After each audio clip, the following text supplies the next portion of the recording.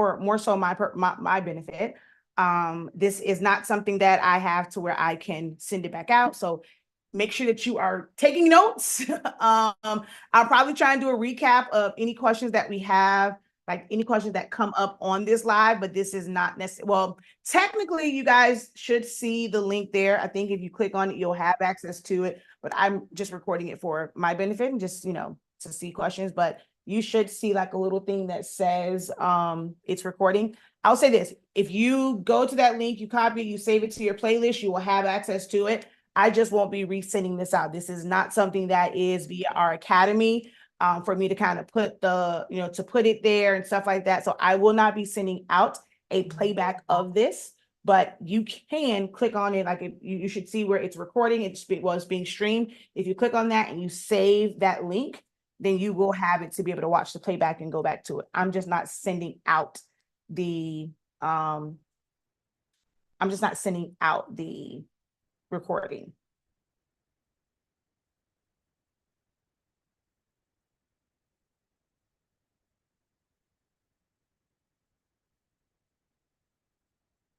Ms. Dawn, you have to go into the student union. I made a post with the link. So it's not on this live video. It will not be on this live video. I made a post. I'm actually going to tag you in this one, Ms. Dawn. I'll tag you in the post. So you should be getting a notification that I tagged you in the post. Although I guess I can technically put it on. Can I put it on the live here, like in the comments here? I'm not sure. All right, so let's go ahead and get started. Sonia, go ahead and ask your question. Okay. Hey, how you doing, first of all? Listen, I'm just before you get started, because the last time I missed when you did the phone board class because it was my birthday and I had to go. But is this the way, like, do you send out, because I was looking for the playback for that and I didn't see it, but I was following through on like the pre-recorded lives. So how do I get back to that? I will show you where it's at, because that particular one for the phone board one, it is uploaded. So give me a second. Let me go to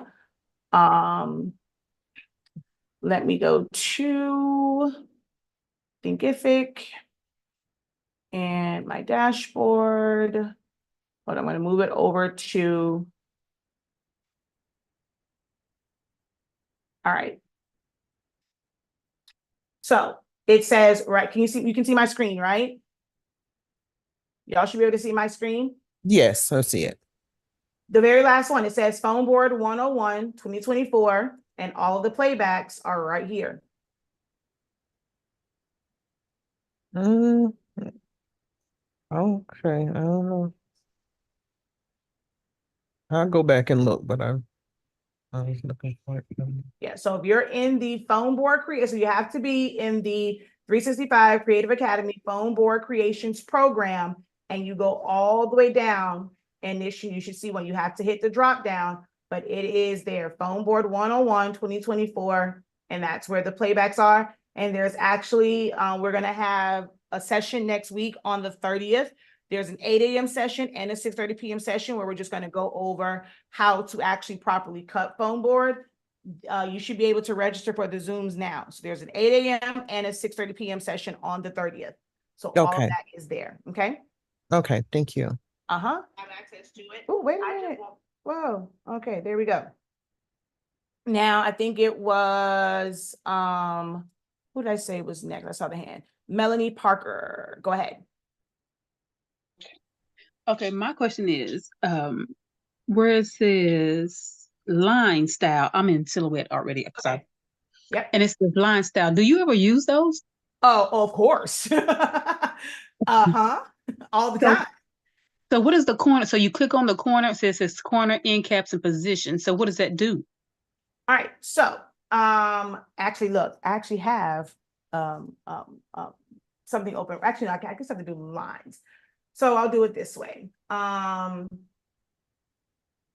gonna take, actually, no, this is it. I had already detached it. So let's say for a shape.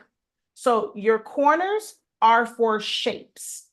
Mm-hmm. Your end caps are for open lines. So if it is, whether it is a straight line, if it is a curved line that you kind of create. So that's more so for open, like just open-ended lines is what your end caps are for. Your corners are for actual shapes. So if we click on here and I'm gonna increase my thickness, and I'm actually gonna make this smaller so that we can see it better. The corners are rounded. If you go beveled, it is a beveled edge. If you go straight, it becomes a straight edge.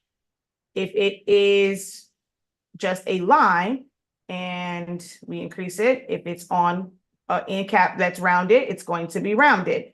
If it is straight, you're going to have an extra piece here. But if you do no end cap, it's going to look the same. It's just going to be shorter. So let's say I go to a dash line. If I round it, I get circles. Okay. If I go to like this one, it's like little ovals. So that's what your end caps and your corners do. Okay. So I can use those dash lines for like score lines, huh? Well, I mean, you don't have to use these for score lines. I mean, even with it rounded like that, it will not cut as a oval or as a circle unless you, in your cut settings, you say cut edge. So even if you were to send it to cut, it's still just going to be like a single line. But yes, your dash line is a way for you to create a scored line. Like it'll create a perforated line, which is technically like scoring. But you don't have to use end caps for it. Like it can just be here. And like I said, let me just do it this way. Let's go like this. Let's center this to page. So if I go to send, you see how like, even though that line is thick, it is still only going to cut a single like line. The only way for you to get it to cut, like let's say if you want, and that will be basically a perfect line. So the thickness really serves no purpose. But if I'm creating something and I want to have like a faux stitch look, I've done that before. When I used to do document stuff in letters, things like that, I would do an internal offset and I would add line thickness, fill it in with white. So when I print it, it looks like faux stitching. So you can use it for design effects such as that. Now, if you wanted it to cut wide, you have to select it until it's a cut edge, and it will adjust to the fact that you made it, you added weight to the line. But just as a regular cut, it's just going to do one straight line. Okay. Thank you. You're welcome. All right, and then Dorothy.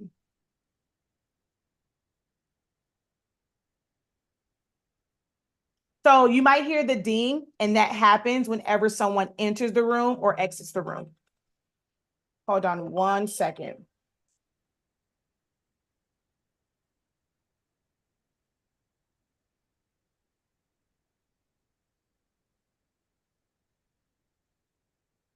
That was my cousin calling me back. I had called her to sing happy birthday, but I can't like wow out and sing happy birthday like I normally would because I'm on the phone, I'm on live with y'all. But yeah, I have to call her back now because we as a family, when we embarrass each other on the phone and we sing happy birthday really, really loud. So yeah. All right, so go ahead though, Dorothy, with your question. Okay, so I have a photo and I purchased your fade bar.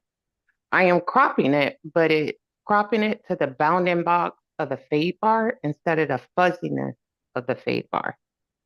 Okay. So I don't know what I'm doing wrong and I have to file up. All right, so perfect. If you are on your computer, I'm going to show it on here, but if you're on your computer that has Silhouette, I'm going to have you share your screen, but I'm going to show just a demo first, but then I want to see exactly what it is that you are doing as well. And this okay, let me know when to click it then. Okay. And for those who are watching via StreamYard, this will be the last question on StreamYard. You will have to join us on the Zoom. So for those who are asking where's the Zoom link, an email was sent out. If you're on our email list, I tried to, like, it's mainly like the newsletter one that's on the website. So join the newsletter. And I also just kind of add like ones that were like, what was it? Class updates list, like things like that. I sent out the email to over 3,000 people on our email list.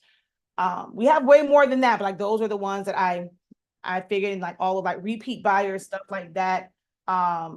It's sent out to like 3,000. No, I'm sorry. Yeah, like 3,000 and some change people, whatever. If you don't see it there, if you have ever taken one of my classes, the link is also on a post in the student union. So either check your email, check your spam, check your promotions, all of those, or if you have taken a class with us, go to the student union and the Zoom link is there, okay? So to join the student union, you have to have taken a class with us. And like once we kind of started doing classes on our, what is it thing? In our, like our academy site.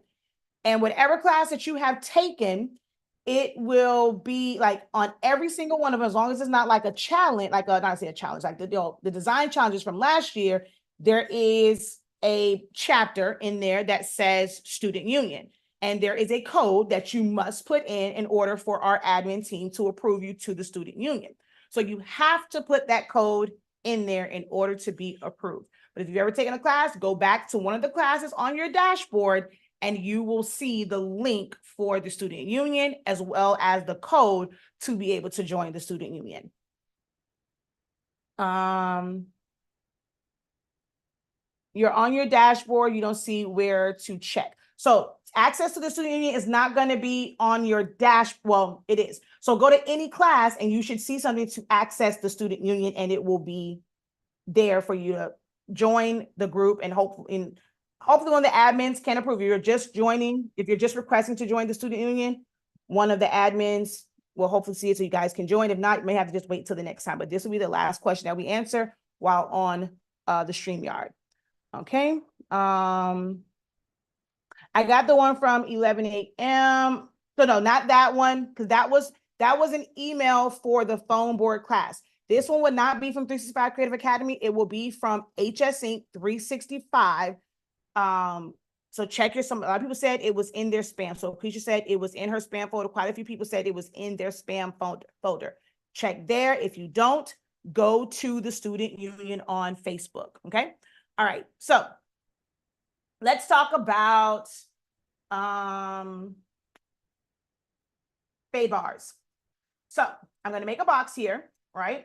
So let's say, I'm going to actually make this, let's say 5 by 7, as if I was doing a card, okay? And let's even say I have a background to it and I want to add a fade. I have my fades in my library, so I'm just going to come here and I'm going to go fade. And let's just bring in the teal one, merge that fade in, okay? So I have, okay, there it is. So I have my fade here, right? I have the teal one. And if I were to come and bring this here, right? I want to make a duplicate of this. If I were to take these two and I crop them, the blue goes away because it's cropping it to that shape. That is the only thing that is there. So the blue goes away. If I want to keep the blue, but I want the fade on top, we have to duplicate the blue rectangle. So I'm I'm just gonna go copy. Not gonna paste it just yet.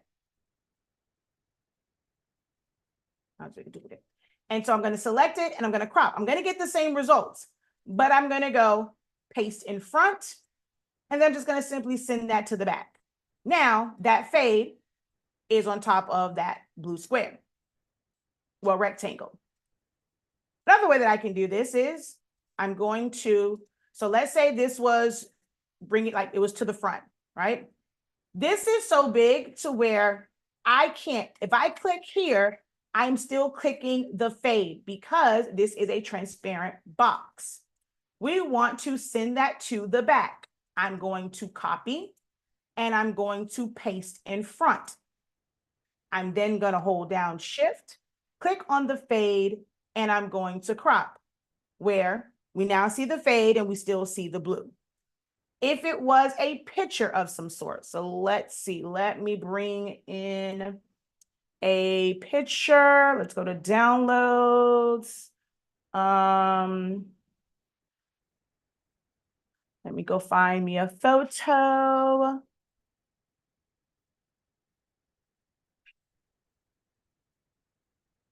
Okay, you know what? I forgot, everything got moved, so I have to go over here first. I forgot I moved all of my files to the WD drive. So let me find that first. Okay, so here are those are JPEGs, gotta find a PNG. Where are the PNGs? Um, I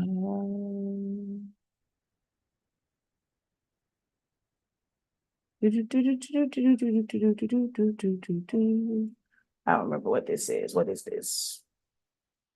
Okay, nope.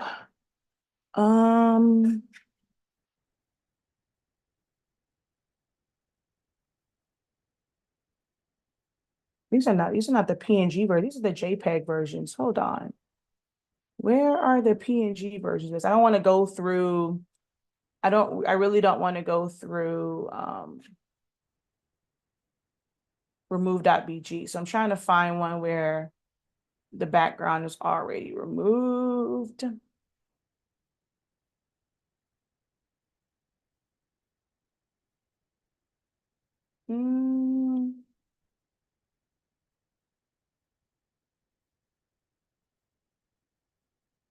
Okay, let's see.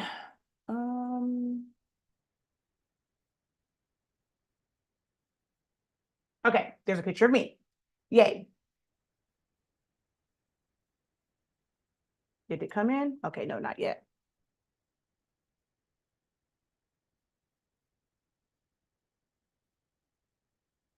Alrighty, what are you doing? All right, okay, but there it is, okay. So let's say, although mine is not really cut off, so we're here.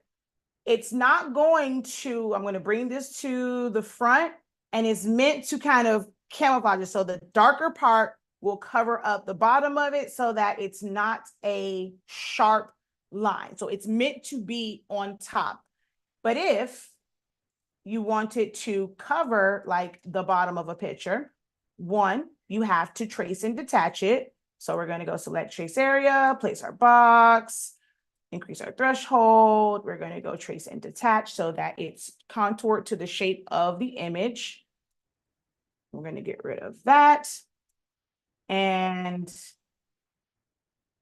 then when it comes to the fade, it's going to be the same thing, right? If we simply crop, the image is going to go away. We have to copy and either paste in front first or do it after the fact. Oops. Select it, crop, paste in front, and send that to the back to where it's still going to be a sharp line. So it doesn't fade, like it doesn't soften the bottom, because that part is still going to be solid. If you want it to give the appearance that it's fading into something, it has to be on top of it. So that's just for general knowledge and general information of how the fade bars work. But now you can go ahead and share your screen and we'll see like exactly what you are working with, okay? And for everybody else that is on StreamYard, I'm going to bid you guys adieu. If you want to partake in one of these pro calls in the future, make sure that you head on over to the website and you fill it out to get on the newsletter or join a class. You know, we have our phone board class or phone board program that's going on right now. These right here, the design challenges, they don't get you access to Student Union. But any of the other like full-on classes, the phone board program, the Essential Silhouette Studio, the party favors, the SVG, like any of those, you get access to the Student Union and the links will be posted there as well. All right. Until next time, guys, have a great, not for you guys on Zoom. This is for those who are watching via Facebook and YouTube. Until next time, have a great one. Continue to unlock your creativity and be incredible. Peace. Okay, we are clear. Now that we have done that, let me stop my share and then you will be able to share your screen. Okay. Let me know if I need to adjust it because my screen is really big, so it might. You're good. you. All right, so let me request remote control.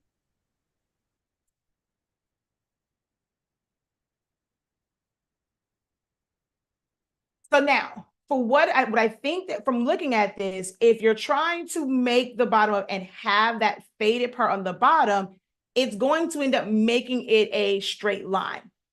If you want to just have it there, right, and kind of still make it seem like it is faded, you just need to cut down the sides of the fade bar, because where it sits right now, hold on, did you give me remote control? There we go. Where it sits at, I'm meant to send it to the back.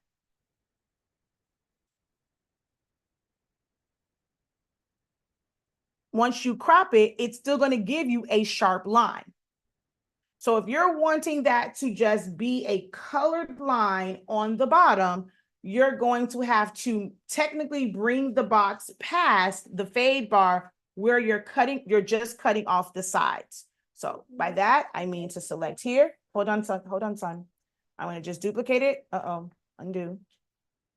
I'm going to duplicate this here, okay? This image here, I'm going to copy it. And I am going to paste it in front as well. I'm going to go ahead and paste this in front.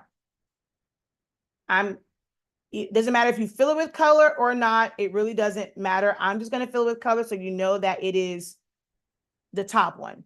I'm going to bring that down past, grab the fade bar.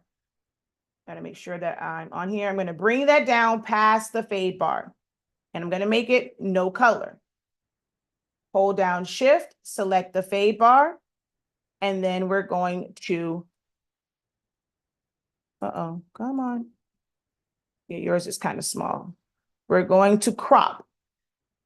So where it's cutting off the sides, but it's still leaving the faded part, like that transparent pixels at the bottom.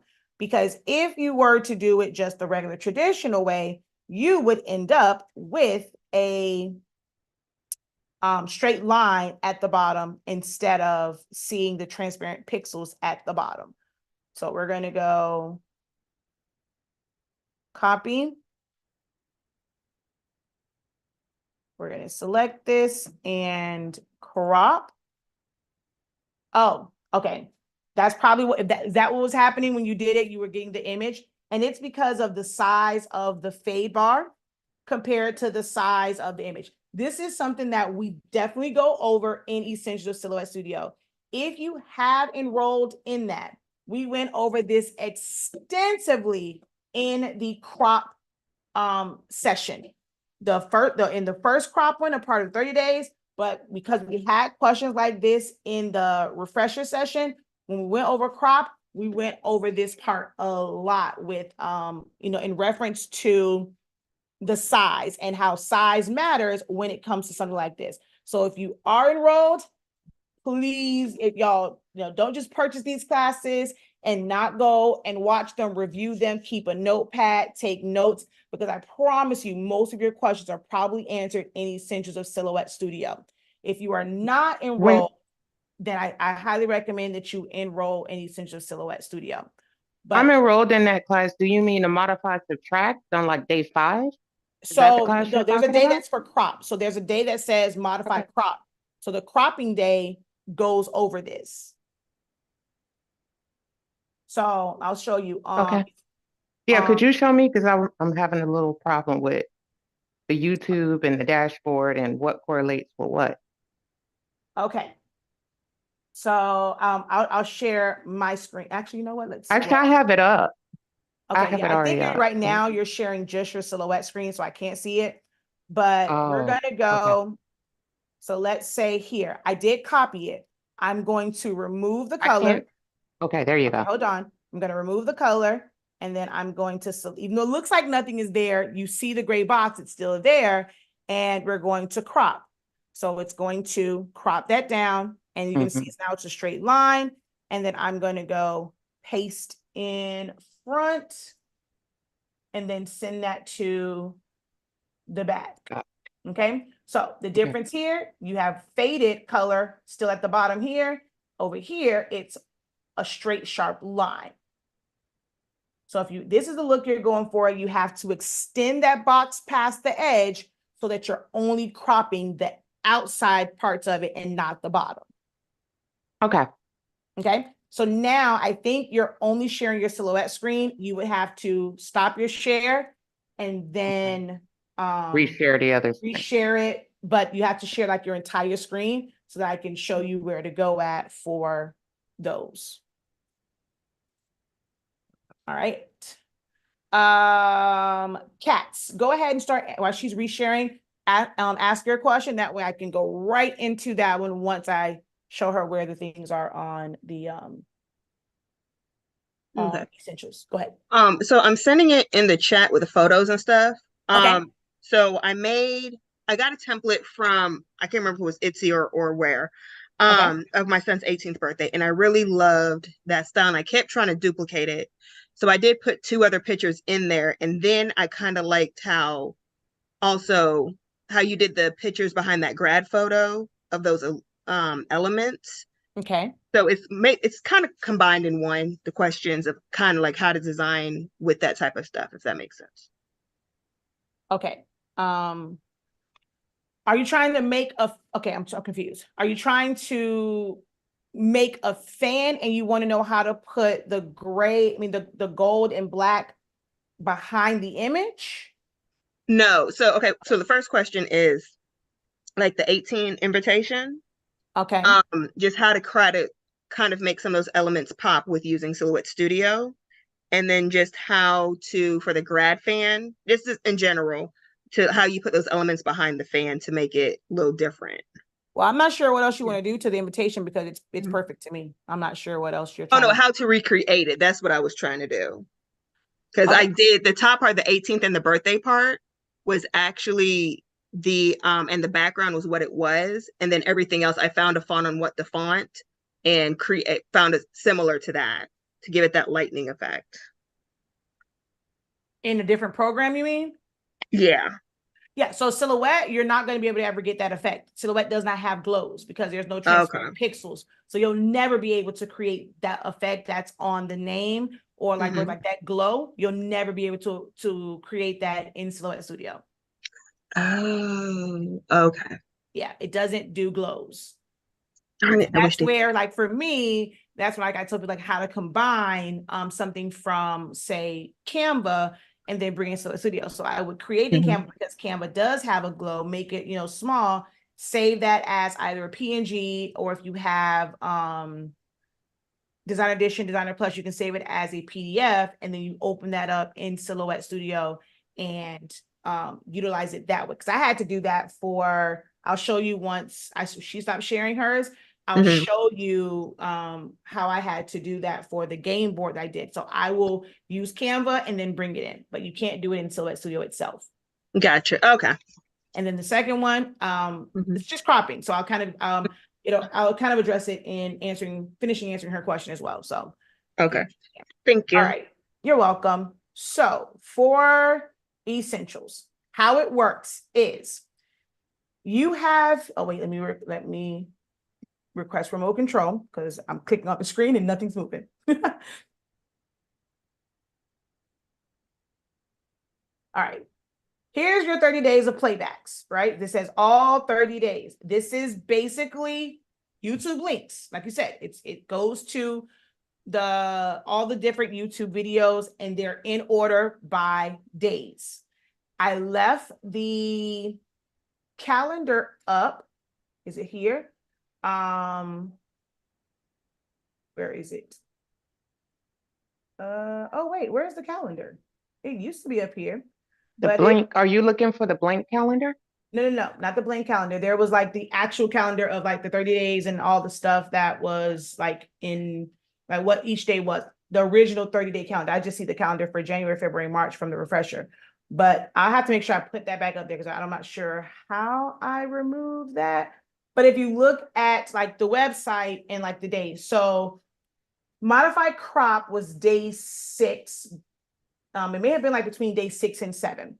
So when you are watching the links here, so I'm going to go to 30 days. We're going to go here and we're going to click on the links and you're going to go to, and actually they're actually labeled on here also. So day, so subtract all, crop, compound path. So day 6. So you click on that and we talk about cropping and on this day. All right. If you're a business owner. So that's where that one is. Now for the refreshers, they are all here at the bottom. So it says EOSS, Essential Silhouette Studio, and this was like round 1, and each one says what it is. So this was cropping right here. And this is broken down and it tells you exactly what is in each one. So, do you suggest to do the YouTubes and then do this one, or do this one? It doesn't, that's up to you, because the original 30 days was the original course. Some people, when they came in like while we were doing the refreshers and they came for the lives. And I always said, don't just wait for the next live video. Whatever free time you have, make your own schedule to go through it.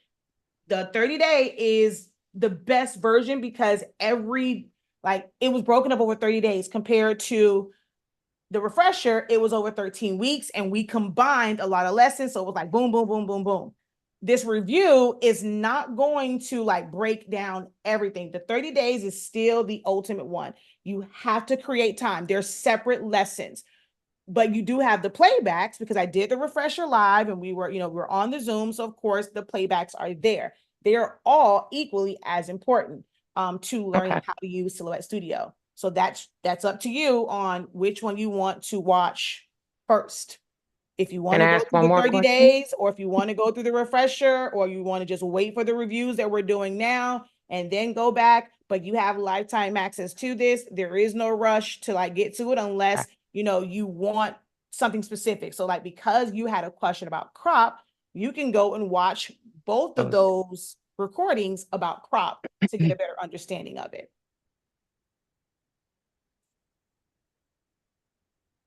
What you saying? The exercise files on the YouTube on this one, like when we go through that way, they're not, maybe you removed them by mistake. They're not in our down, like a lot of them aren't in there. Certain ones are and certain ones aren't. Every day has a download. Well, not say, I mean, every day does not have a worksheet. And I said, like on those days when you're watching them, it says this one doesn't. Everything that we need is going to be on here. So you won't see days, like you won't see worksheets for every single day, but they are all there. So this was Q1 refresher, was any extra things that were added. But for the 30-day downloads, they are all here. So 30 days downloads, you click, wait, I'm just moving around. You click here and they're all here. And that's why I said the calendar should have been still there. It would probably give me that clarity. Off of like weeks. So all of the downloads for like week 1, because that's how like when I originally did it, we did it based off of like weeks. So if you look at I'm going to put I don't know how the calendar got missing, but that's supposed to be on there. So week 1, but when you click on it, it tells you what all is here. Modify panel, modify, subtract all, compound paths, how to select crop. So these worksheets coincide with those lessons and they say exactly what they are. So the topics here still should pretty much correlate with what's on the YouTube side. Okay. Yes. Okay. Thank you. You're welcome. Now, the only thing that may have been different is like free downloads from Right. Creative Fabrica, because those files are no longer like free now. And that's one of the things that we talked about in the refresher, that some of those files were no longer free. So it was like, it's best if you just get a Creative Fabrica subscription. Right, I have one, so I And was then still able to those get them. files should still be there. You should be able to like use them, but they're no, like they were free during the 30 days, which was 2 years ago. So Okay. So can you add that to your list if you don't mind when you get a moment to upload that calendar? I think that's what I'm missing. yeah, so but like I said, all of them are there. I mean, you can always, like, especially if you have a notebook, you can write them down. Like if I don't get a chance to find it and upload it on the playback list, when you're looking at that, every date is titled and it says exactly what it is. And on our website, it shows like that's why I've never taken that off. And it says day 1 is day 2, day 3. So it's there as well if you need it before I'm able to upload it back into the system.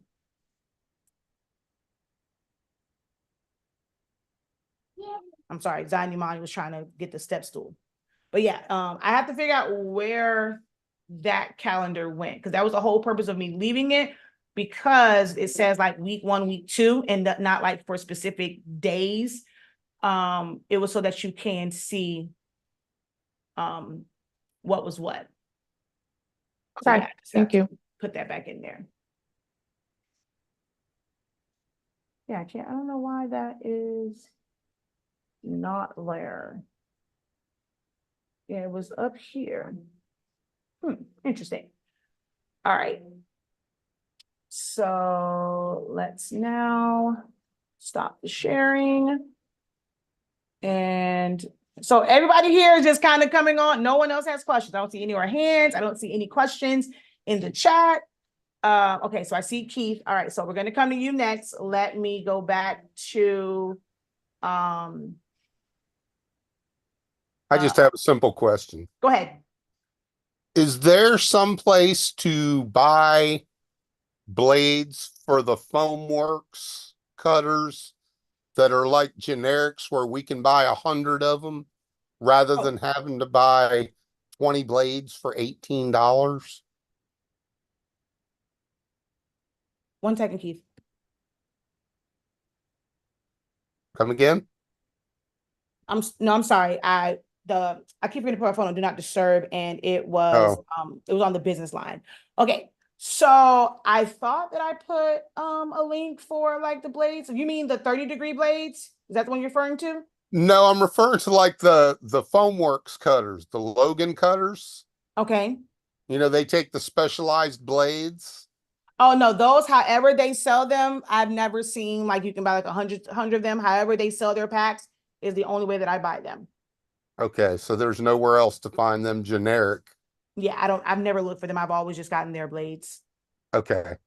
Yeah. That's it. Thank Okay. you. You're welcome. All right, is it sharing? I think it is. Okay. So for the background, it's basically just cropping. So the same way, like whenever you have some sort of shape, whether it's a rounded rectangle or whatever, it is, so let's say I put the, let's say I go with I'm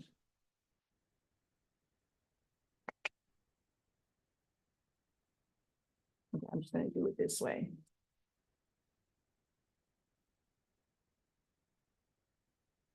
So if it was a triangle, which I don't really like this. Okay, so let's just go like that. I'm going to go ahead and fill that with some color. And if you were going to do an offset around it, it needs to be done beforehand. So offset.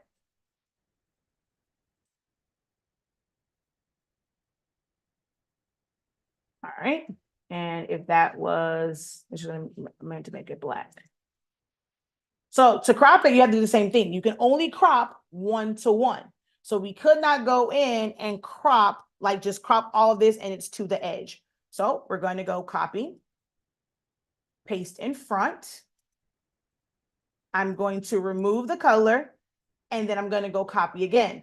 Now, I prefer to use keyboard shortcuts on this because now that there's no color, if you're not quite careful where you're clicking at, especially if you are not zoomed in, you don't know that you're on that line exactly, you might end up moving your mouse over and technically like copying this, like it'll move itself. So you need to make sure that you are on that line for that, like for the one that's like no color, and then right click and copy. But this is why I like keyboard shortcuts and I try and use them. So once I remove the color, I normally go Control C to copy. Now I'm going to go hold down Shift. I'm going to start from the back and work my way up. So I'm going to click on the black one and I'm going to crop. Then I'm going to go right click, paste in front, hold down Shift, click on the inside of the triangle, and I'm going to crop that. Now that is to the inside. And with the things on the other side, like it was going like this, and it was slanted. Now, if I want to resize this, we're going to resize it, and you want to try and move it, even if it goes like out.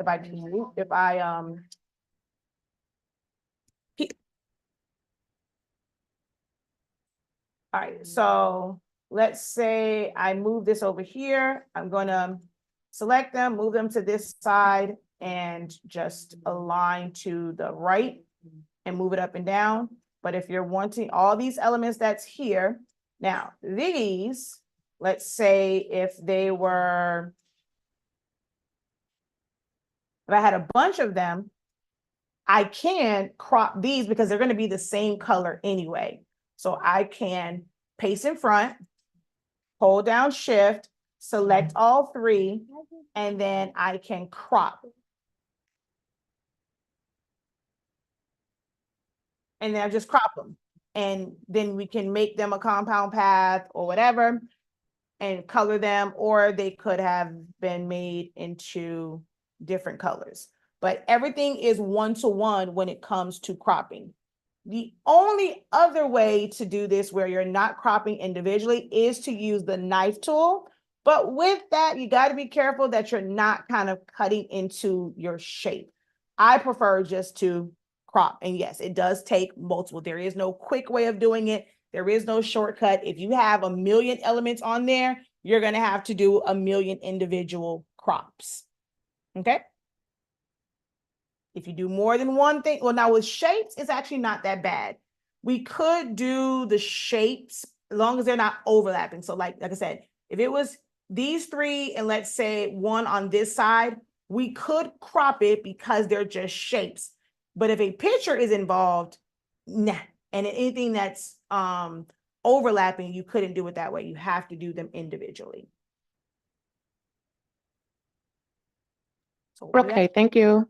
uh-huh.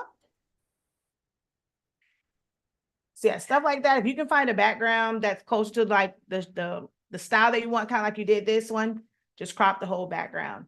Doing those is when you're really like creating. You are like, that's basically how all those elements that you have, that's how they created them and did them one by one. Because even in some of the other programs, you still have to, unless you're designing it in something like Photoshop, where the edge is like no matter what you put here, it's to the edge. So when you save it, you're not going to see it. So unless you're doing it in something like this, where it has a canvas and the design is only on that canvas, that's the only way to have it kind of like be automatically cropped. Otherwise, you're going to see it. Now, if you go into Silhouette Studio and let's say we made our design page 5x7 and we had the things hanging off. If you save it as a PDF, it will only save what's on the design page, but everything else will still show. So any others, like if you save it as a JPEG or PNG, it will all show, but only as a PDF. PDF will only save what's actually on the paper, like on the design page. So that's why some people say this one is easier when they're doing things like that, because they don't have to actually crop it, but it's just because it doesn't actually go away. It's just hidden beyond the borders of the canvas. I didn't think about doing it. I use Infinity, not Photoshop, but I didn't even think about using it there. But I'll check that out as well. Mm-hmm. Right. Anyone else? This is an open Q&A, guys. Yes, Dorothy. Well, no one's asking any questions. I know. want to keep asking the questions. No one else has any Ask them questions. away. Like this is what happens to me. Oh,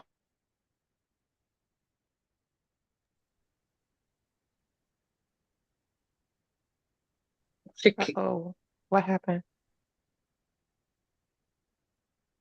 Did her mic go out? I'm not sure. Can you hear me? Can everybody hear me? all right. Can you I hear can me hear now? you. Yes. Okay, there she go.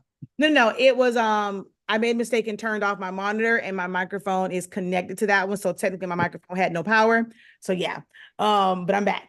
What was I Kimberly saying? has a question. I'll wait after Kimberly. Yeah, but it was, oh God, I forgot what I was saying now because it shut down. What was I saying? We were talking about I use Infinity. You use Photoshop. I didn't want to keep asking the questions, but it Oh, didn't. yeah. No, I was saying this is what I go through all the time. So even when this is why I stopped doing the Q&As. I'm not doing Q&As on Facebook and YouTube anymore because I create the time for it. They all come on. I just want to know whatever you have to learn. But I'm like, if you're not asking questions, then I'm sorry, this is my niece's dad. 1 second. Hold on.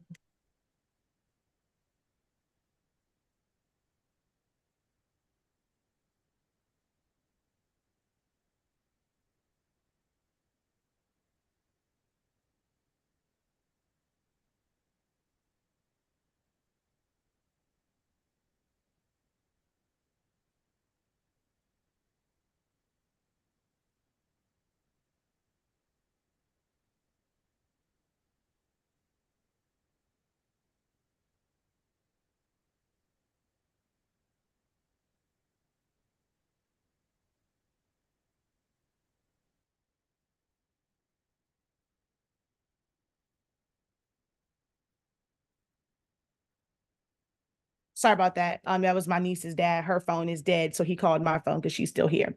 But yeah, this is why I stopped doing them because no one asks questions. And I'm like, there's like, I just want to know whatever you teach. I'm like, I'm only teaching what you ask questions on. And it can be about anything. Like I said, inquiry. It's not like this specific, like, oh, I'm having an issue. If you've looked at something, it's like, I wonder how this was made. If you did a YouTube search, if you did a Google search, those are inquiries. Those are questions. Like, they can ask. And this is what happens every single time. I don't get a lot of questions. So if they don't ask questions, feel free to monopolize my time and ask all the questions you need. Get the help that you need, girl. Go ahead.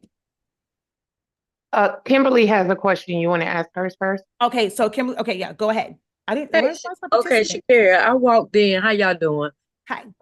I walked in after you did that cropping. Okay, you see how you got those balloons cropped right there on your invitation? Like Well, on that's the Photoshop. That's not really cropped, but How did you do that? Well, this is not cropped. This is just this is not Silhouette Studio. This is That's Photoshop. in Photoshop. You just took it to the edge of the page and let it Yeah, hang that's up. it. That's how Okay. Photoshop works. Yeah. Okay. And what is that called right there in the bottom? Those are like confettis? Because Yep. that's what I struggle with, like the namings of the different backgrounds. Yeah, that one is confetti. Confetti. Okay. Mhm. Yeah, that's my biggest struggle, just learning the different backgrounds, the names of the different backgrounds that I see. But I caught the end of that cropping, and I like that. That was very interesting. That's why you guys have when the design one opens up, that's more so what that one is about. And I'm noticing that, like, for some, it's them not knowing what's the proper keywords to search for different elements. And that is one of the main things of the bachelor's program, with learning how to design and how to search for elements and things of that nature. Essentially, Silhouette Studio is not for that. It's about learning the program itself and the tools and functions. Design is something totally different. So you will have to take, design classes to understand these things, and ask that when we're in the design classes, or if you happen to come another pro call, asking questions like that. Hey, I'm looking for this type of element. I can't find it. I can describe it. Help me figure out what I'm supposed to search. Like that's what these sessions and the design sessions will be once we open up the bachelor's program. Okay, and you still got a pre-recorded bachelor's on that, but then that don't mean that you have a No, that the old bachelor's has nothing to really do with design. That one was still kind of learning like Silhouette Studio. We did it for masters, but even like that, it's not how it's going to be. And no one can actually go and purchase. If you purchased that before and you were already enrolled in that, yeah, there's some things where we talked about design. Not sure if there's a lot of questions about like elements and things of that nature, or like really breaking that down. But you have access to those playbacks. They will still help you when it comes to designing. But it's the new batches will not be anything close to that. And that one is not going to be it's going to be something totally different, because this one is for design. That one, when we did it, bachelor's was basically Essential Silhouette Studio in Overdrive. Master's was design. And then the doctorate program added that business component. We're not doing that setup anymore. Our bachelor's, master's, and doctorate program will be based off of designing. Bachelor's is beginner level designing, master's is intermediate, and our doctorate program is the advanced stuff where we're getting into like obituaries and things that just take a lot of design skills. Okay, so I'll be looking forward to that one. When is the next class on the phone board? Check your dashboard. It's there. All right, I'll check it out. All right. I love the font of the 18th. 18th. What 18th? What are you talking about? There says Zorimani. It says 5. There's no 18th. Oh, you mean on the? Oh, you're asking Cats. Okay. Okay. Yeah. So you're asking under hers. Okay. Yeah. Never mind. I was like, I don't have an 18th on mine. All right. So Kimberly, let me lower your hand, and then. Okay, I don't see another question. I have to practice the cropping. I'm trying to create my logo for print and cut stickers using Cricut. So Cricut is different than Silhouette. So if you are on your computer and you want help with it, I can help you. But until I see what you are trying to do, it's going to be really hard for me to kind of answer your question as far as like cropping, unless you're trying to do something in Silhouette Studio first to then take it over to Cricut Design Space. Yeah, I won't really be able to kind of fully answer that. Questions. We have 23 people in here. So all of you guys came in just to hear what other people had to say. No one has questions. Okay, I have a Go ahead, Katz. I think I heard. Okay. Go ahead. When you, for the grad stoves, the templates that you have for the grad stoves, is that one specifically tailored to that one brand you were telling us in the grad stove class? So technically, yes. When no stoves are created equal. So it is, it's not say that particular brand, like exactly, because I tried to put a little bit of a bleed on it. If it doesn't quite fit, you can put a bleed, but it is made like, so there's one that's made for the kind that has the arch, and that one is, I think that one might be the 70-inch stole. And then there's like one that's 72. Of course, I didn't realize that there were a 2-inch difference in the stoles, because every vendor makes them different. So some were 70, some were 72, and then some were just made a little bit more narrow, and you just have to do an offset to just increase the bleed. And then there's one that does not have the curve to the neck, and it's more of like a straight one. And I think only in the template vault is that one, because I was like, anybody got time to go back and try and redo these files? So only in the template vault is the kind of like straight type stole template. But that's why in the class, in the grad program class, I showed exactly how I make my templates, because you may have to do it yourself for whatever stoles that you get. So that's why we did it. Like, so if you haven't like really watched that one in the grad program, go back and watch that, because I use a scanner. Even if you have a small format scanner, you can still do it. You're just going to have to scan in more sections. Yeah, I did see that. I was working with, because what happened was when I did those, I was practicing. I ordered it. The one I wanted to order was going to come in time, so I did a different one, and it was off a little bit. But I was just wondering, and I was like, well, maybe I need to order that specific one in order to. But I need to make a template for the one I ordered because I still got 7 more that I need to play around with. If you're doing a trim, it Mhm. has to be made for the stole that you are using, because they're Gotcha. all cut kind of differently. So if Mhm. it's a trim that you want to do, yes, you have to do it. But if it's just like a general one, like a full bleed, any of them will Mhm. kind of work. Hold on one Gotcha. second. Mhm.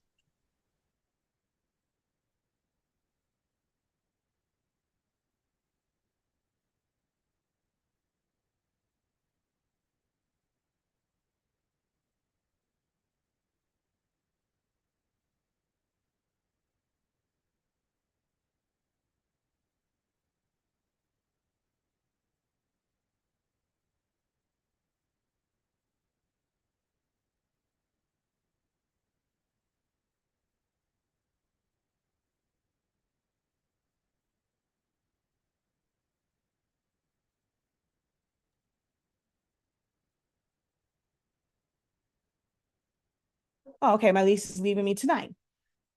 I was gonna say, oh, so that was your question. Let's see. I saw some things here. Okay, I see the hands there. I see Dorothy again. Victoria, give me a second. 'Cause I saw, okay, yours was how do you rasterize?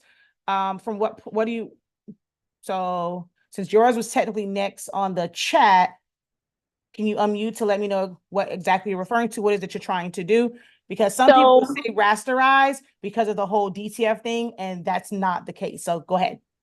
So when, like, say for instance, if you were putting, like, let's say making a game sheet, when you're trying to put a lot of pictures on one large thing, they say that when you're trying to download it so that you can print it off in Photoshop, you have to first rasterize it just to make sure, like, the colors aren't pixelated and they come out with looking with the 300 DPI and things of that nature. So how do you do that when you're saving it and downloading? I knew that's where that is going. I cannot stand most people that sell DTF files because all they did was go get a DTF printer and they know absolutely nothing about design, and they confuse the hell out of people. And it really, I mean, it's a strong word, but I hate that they tell people that, because rasterizing has nothing to do with whether it's pixelated or not. If you are bringing something and it's a low resolution, it's going to be low resolution. Rasterizing does nothing for that. Rasterizing only means you are taking something that is a shape and you are turning it into pixels. That's it. Like, that's what rasterize means, is it's going from a shape to pixels now. And that means that you wouldn't be able to do because there's a, okay, hold on, I'm gonna do it from here. So let's say this, let me see, is this one?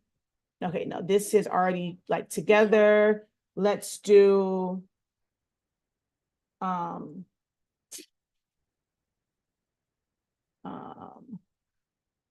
let me go, I'm gonna bring in an element. So I'm gonna go place embedded, and let's just go downloads, and we're gonna bring in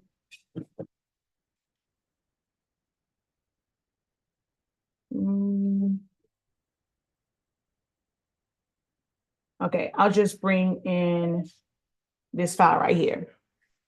Okay, so here's the other way that you would use rasterize, right? And this is something I'm teaching. We did this in our Photoshop. We have a lot, y'all, the way my classes are set up, a lot of these questions that you have, you probably won't see them on YouTube videos because it's a lot of information. Like, this is really explaining the different programs and how they work. The Photoshop one, you can still join. We're actually extending that one and making it a continuous program. So you can go watch the videos that are there and be ready for the next Zoom session. So rather than like kind of restart it over, it's going to be in the same one. I'm doing it the same way I do everything else. Once people come in, we basically just kind of start over like the learning process. So you can sign up for our Photoshop classes because we go through things like this. So once you bring it in and you have the X on there, right?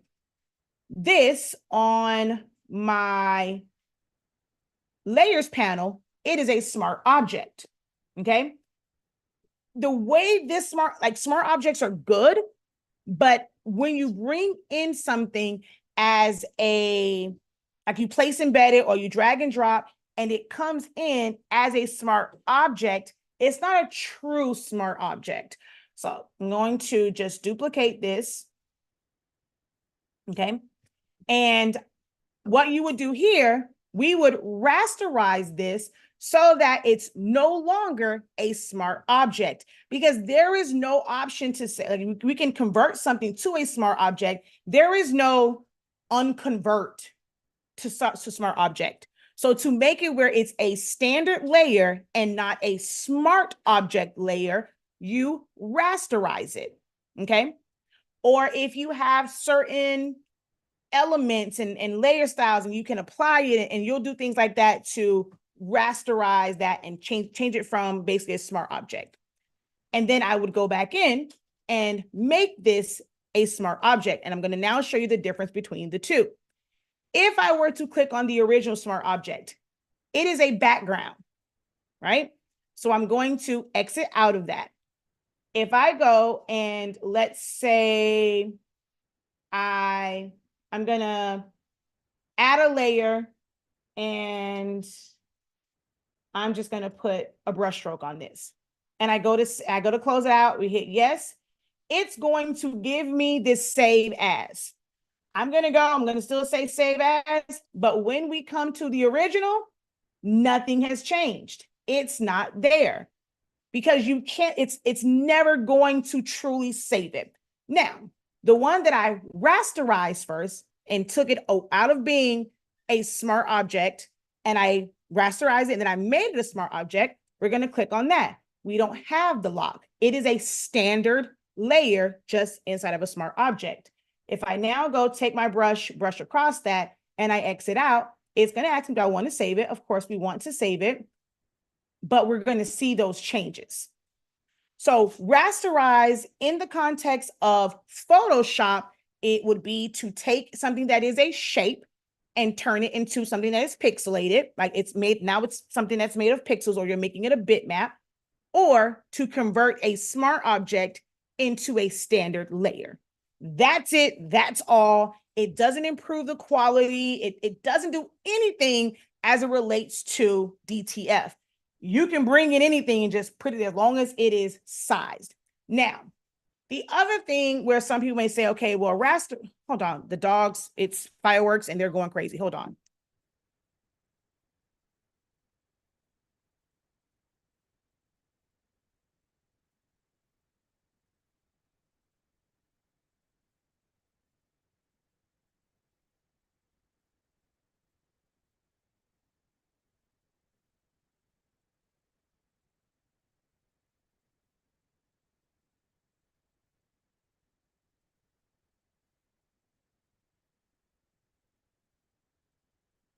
I'm back. So if you have something that is, so you see here where technically the box for this is way down here. So if we were to look at the properties of this and we're looking at the size, it's going to, oh, this is also a smart object. So let's, dang it. I'll rasterize this layer, okay? So we're looking at this, what are you connected to? And it's way down here, and we have, what am I saying? We've brushed off some of the bottom. So the actual box is way down here. We're looking at this, and it is saying that it is 2.49 by 2, well, by 4.423.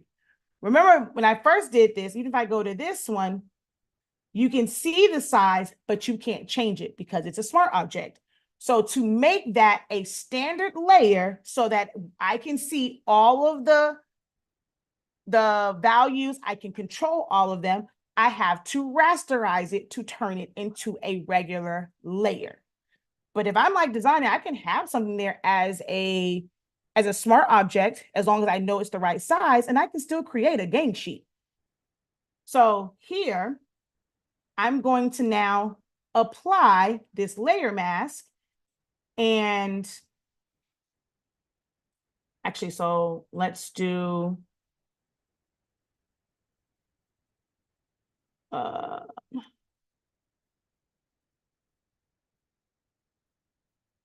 are you?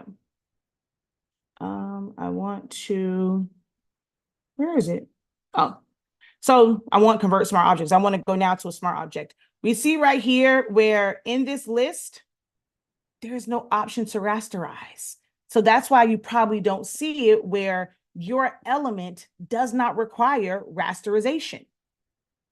So you're not going to see it. That's not something that you do to, like I keep saying, it's not something that you do to improve it. So I'm now going to go to convert this to a smart object because you cannot crop while it's here. There's nothing that you can do to this file, like, or to that element. If you crop it, you're going to crop down everything. So I'm going to go ahead and make this a smart object. Once it's a smart object and I open it up, I have all this extra space. I can now crop this down to, let's say here, and well, actually, you know what? I'll just do this. That's probably Tiffany. I'm going to go edit, trim, all pixels. Oh, wait, hold on. Unless it's still there. So edit, trim. Who was that? Okay, let her in because you have to get all your stuff. So open the door. You have to open the bar door, Hans. Yeah, she does. That's what. Hold on one second.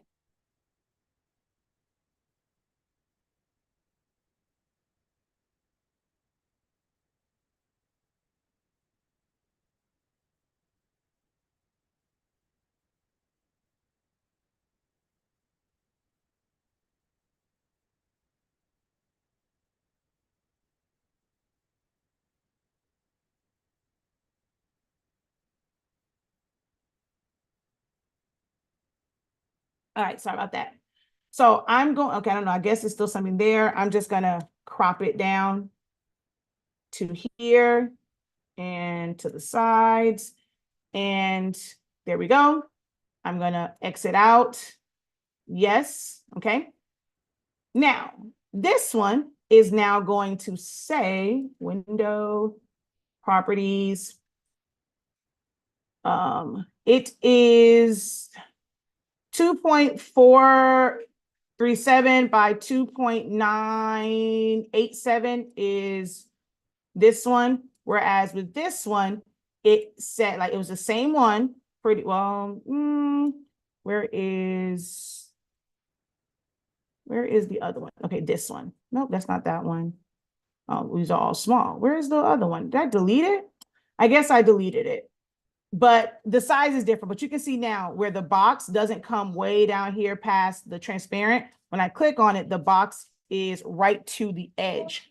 So you would have to kind of go back and like you would have to take something, turn it into a smart object to be able to crop it. But then if you want it to be a regular layer, when we click on this now, we have the option to rasterize that and it becomes a regular layer. That is what rasterization is used for DTF prints and gang sheets. As long as it is sized properly, that's all you have to worry about. Saving it as there is no way, and we actually just talked about this in the Photoshop one as well, there is no such thing as saving something as 300 DPI. You have to create your file in that size. So when you're creating your gang sheet, if you were to go file new, here is where you would select 300. Even if you technically did it at 100, if it was to scale, it is still going to print. You only have to worry about something being a higher resolution if you are going to change the size of it. But if you are designing it to scale, you can make something 100 DPI. You can put a resolution of 100 because you're going to make it to scale. Most of those people that sell DTF prints and gang sheets don't know what the hell they're talking about. They just know printing and know that it was lucrative, and they got into it and they're just selling it, but they barely know anything about designing. So hopefully that helps. Hold on.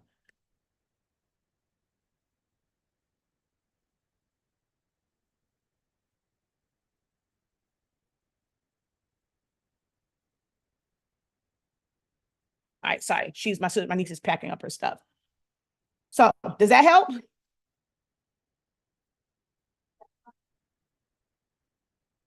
As usual, yes, it does. Yeah, so there's You're the goat at everything you do. Yep.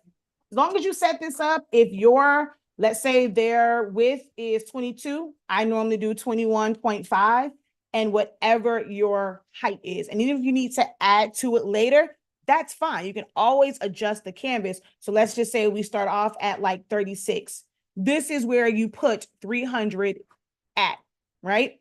And from here, if we were to change this 2 pixels, it is 6,000, da, da, da. So what's probably happening is when they go into their system, they're looking at it at a 300 DPI, and it's going to show less. If you do it, like if you, let's say if you start off at 100, it's showing it as like less, like a smaller size, because they're automatically doing it to 300. So it's going to seem like it's smaller. But if they just scale it when they open up their design page, and if they have it to 22 or 21 and they just scale it, it's going to be the right size. Like, some of them need a class, but of course they'll never admit it because they feel like, hey, I have this business, I do this, you can't tell me anything. But yeah, some of them just don't know because they're just stuck on 300, and 300 is designed to allow you to blow something up, and that's it. All right, so let's see. The other one after you was Melanie. I'm not sure if you're raising your hand because it's down there. So if you have a question, Melanie, go ahead, because I see a wave, but I can't tell if that's how you're trying to raise your hand instead of in the reactions. So before I come back to you, Dorothy, because I see her in the chat, Melanie, if you have a question, unmute or type it in the chat. Yes, I do. So when you put that green stuff on your picture, can you go back to that picture that you're on there and that green bottom is on there?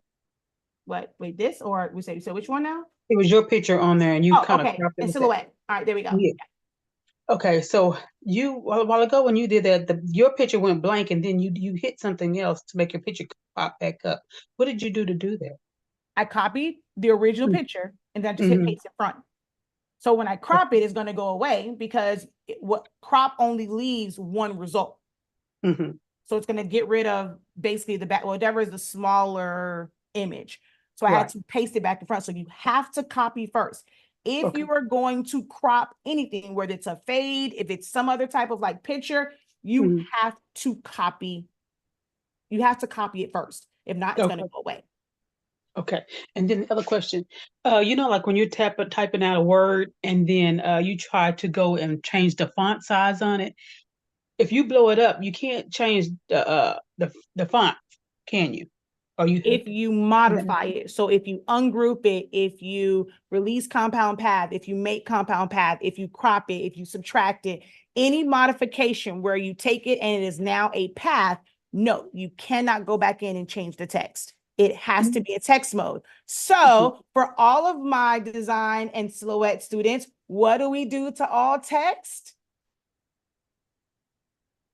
What do we do? Unmute. What do we do? Duplicate. Exactly. That's why in every class we duplicate everything. Okay. And then that little A with the is that a pencil on the side? What is that for? The what? The A on the side over here. To create your own fonts. I don't teach that one though. Oh, okay. Yeah. Because I don't never use that. Do you ever think Silhouette will do we can have a background remover on it? No. Yeah. Okay. My love. Because it's not a raster program. It is a vector-based program. So no. Okay. Okay. All right. Thank you so much. I appreciate you doing this because this is very helpful. Hold on.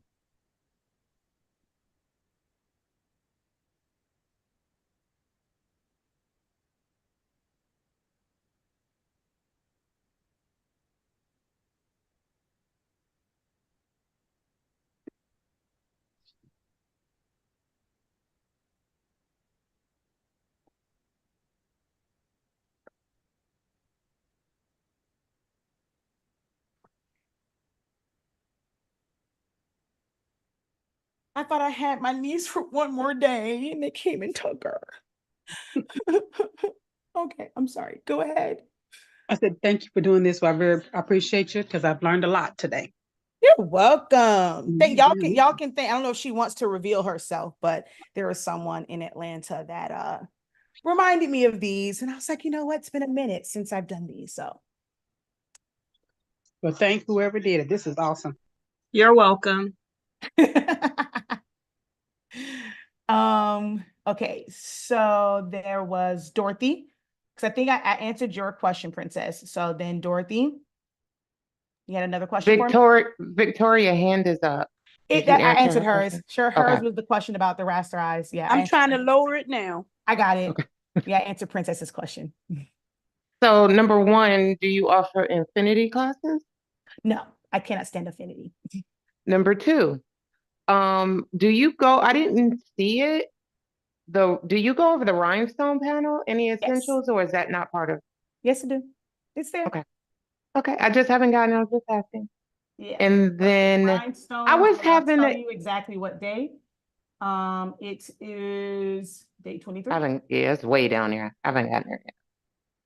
And then when you were doing the shadow, I was having a problem with selecting, once it's created, selecting it. And I think when I went over preferences and followed you, my touching isn't, it isn't doing it. And I couldn't find it again back in the video where the touch option, when you go to select, where that was. The cut option? Touching, so like to touch to select it, and I actually, I couldn't remember actually where that preference was because something must have happened because it's not doing it.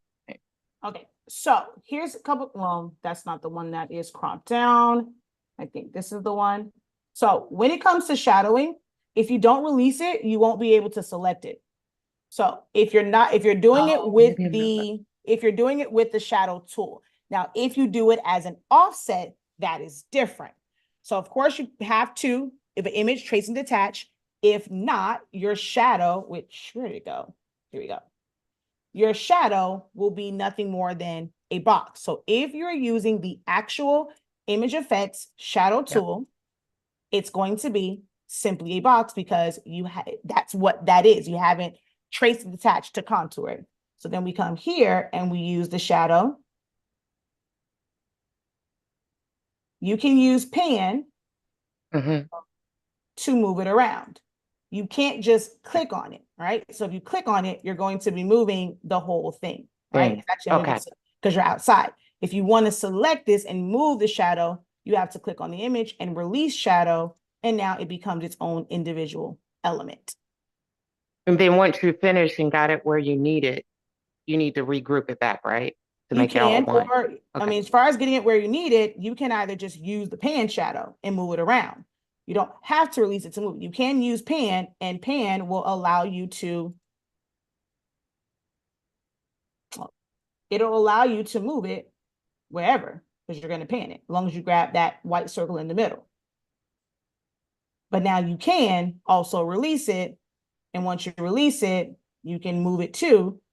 Because I like to release it, like once I have where I want it, I normally release it anyway, because if you group it to something else, the shadow goes away, because the shadow will be on the entire group versus the individual elements. So I still like to release it anyway.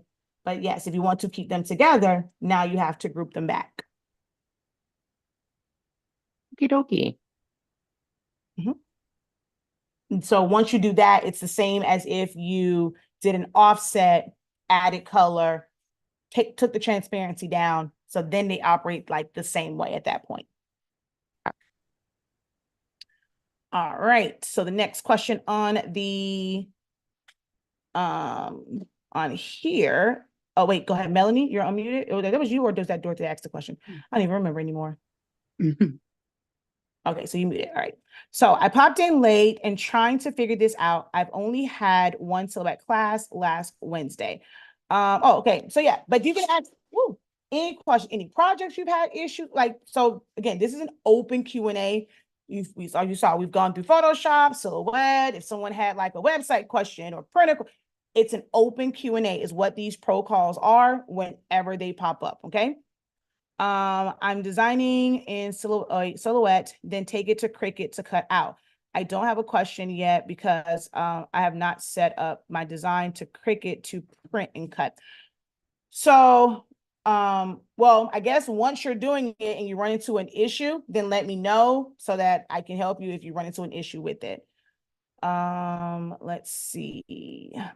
I have another question as well. Go ahead. When you talked about in the essentials class, you're going to cover rhinestoning. So I learned from you before when you did a similar class of rhinestoning. But my question is, do you cover, like, it doesn't matter what font it is or what image it is? Because I'm noticing that with silhouette, it's only certain fonts like Impact or something like that, whereas though it come out looking right, not curly curl fonts and stuff like that. Or if I wanted to do like an elephant or something like that image, and then have that be cut in a template of rhinestone. So will it cover stuff like that? So it's the same thing. So this is the essentials part of like what it is. And we do talk about that, where if you're trying to do a line font, what you have to do as far as creating and making it an actual line. So whether it is using internal offset, if it is drawing it out using, like, you'll have the font there and then you're going to use the curve to create the line so that it's a straight line, because the smaller you make it, if it is something that is thicker, yes, they're all going to be out of whack. So we talk about, like, I discuss and we basically teach on what you have to do. We did the word mom, and we went through and made the lines to where it was basically a line text. Now, as far as like an image, it's just tracing it. If there is certain elements and it's like, you want to have a gap between an ear or whatever, then that is something that's a little bit more detailed, because now that's when we're getting into design stuff first. So with essentials, we teach how the tools work. So for it, like I said, if you have something, I think we use like the example of like a basketball, whether it's tracing it. And if you trace it and it has a thick line, so if you put the rhinestones to it, it can be kind of jumbled up. Then you have to release compound path if you want to have the inside of the basketball. And then so that they don't overlap, you have to do an internal offset and then apply. So we go over the principles of rhinestoning in both the original 30 days and when we went over in the refresher, we went over those things. So if you So you're have actually the gonna very come out. first, hold on, I'm sorry, hold that thought. If Oh. you have the very first one that I did, like before I had the academy, because I've done essentials several times over the past like 8 years, but the one that we did, the 30-day training, that program was set up way different than all the others, because before I used to just teach it and like go over things like really, really quick. And we were like on a live video for 6, 8, 10 hours. And I try and go through like every icon that's on there. The 30-day training, we broke it up to where it was taught again over the course of the program part, about 25 days. And we went through each tool and function had its own day. We broke it down. If you don't have that one and you have one of the original essentials, you're going to need to enroll in that one to get that full breakdown where it's just a day of rhinestoning. We had worksheets that go with it. It was a unicorn. And I think like the basketball, and you'll kind of get an idea when you want to do like multiple colors. That's what that unicorn, and we break that down, how to have like the spacing in between. So if you do not have the one that says 30 days, so our old essentials does not break it down. It has to be the one that's in a part of that's a part of the academy. So the Essentials Silhouette Studio, 30 days. So with this, you get the original 30 days, but you also get all of the playbacks from the 13-week refresher. And we are now currently in the third quarter review. We had a session last week or before I went to Atlanta, and we have our next session coming up on the 31st. So those are it might be 2 different programs depending on which one you previously took. Now go ahead. I know you were asking something else. Go ahead. I just wanted to make sure I cleared that up about the programs. Oh, no problem. That's one thing I love. You always so thorough. So we will actually be able to make a product.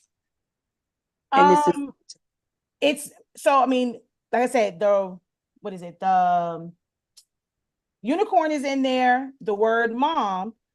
So from that one, you'll be able to do it. But as far as like, and like, let's say if you join the class and we do the Zoom, like you come to the Zoom, we're on the rhinestone day. Will we go over your specific thing? No, but you'll just take the lessons that you have learned and you will apply it. But we have study hall sessions. So when we had the study hall sessions, that's when, hey, you tried this out, you applied the lesson to even something that you did. You're supposed to come to the study hall sessions. This is I tried this is what I have so far. I had this issue. Can you help me? A lot of people didn't take advantage of that. Like, I've made every opportunity to help you guys understand these things, understand the programs, understand Photoshop. When we did the grad program, I had study hall sessions and people will come and just think that I'm just going to teach something and no one's asking any questions. So when these sessions come up, this is where you take advantage of them and ask those questions, especially in study hall sessions for the different programs. And you're covering, so you're showing right there on your screen, this is all of the stuff that's going to be covered on a 30 days. In 30 days, all of that's going to be covered. I'll go here and I'll just show it to you in the dashboard. So when you go into the program, you're going to see this section. This is you showing this. That's what I'm saying. When someone asks about it, I'm like, the welcome video literally walks you through where everything is. 5-minute video. Okay. But so here is the 30-day, right? So we go to here, we click on the playbacks. The original 30 days, it's been so long. I did not do the breakdown for all those, but everything else, I'm starting to do like the breakdowns. So let's say we come down here, I think it's like day 25. That's design, right, day 23. So we come here and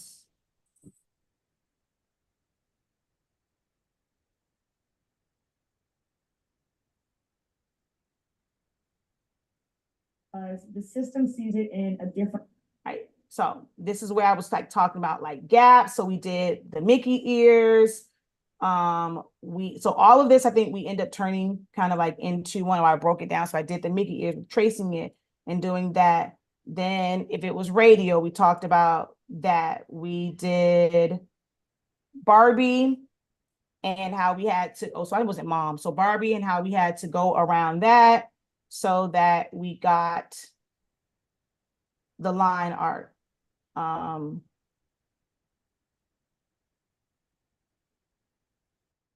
So when fonts were messed up, so the blessed, and having to move things to create a straight line. So all of the techniques we basically go over in this one. And then I got to figure out which one I'm down here. So round one. So I don't have the broken down playback. So this is the refresher. And this was the rhinestone day. And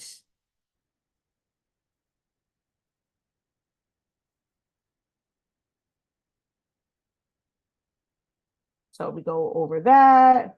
We had the face and like the lashes. So we literally go over whether it's text, if it's an image, what you need to know to be able to do certain things. But this is on a like just a regular level.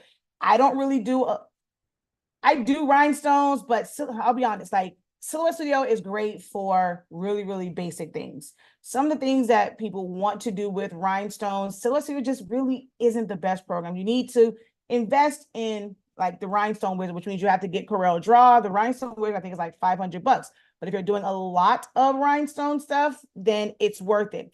If you're not doing a lot of rhinestone, Silhouette will work, but you end up having to manually do a lot of moving things around, adjusting, manually deleting, overlapping rhinestones and stuff like that. Like it's not that intuitive. And so we talked about like if you wanted to have like the scatter go out. So we talk about a lot in the rhinestone, and then we'll do it again in, or maybe the unicorn was in bachelor's, or maybe that's what I didn't see it on here. But if not, I'll make sure I do it in the review one that's coming up.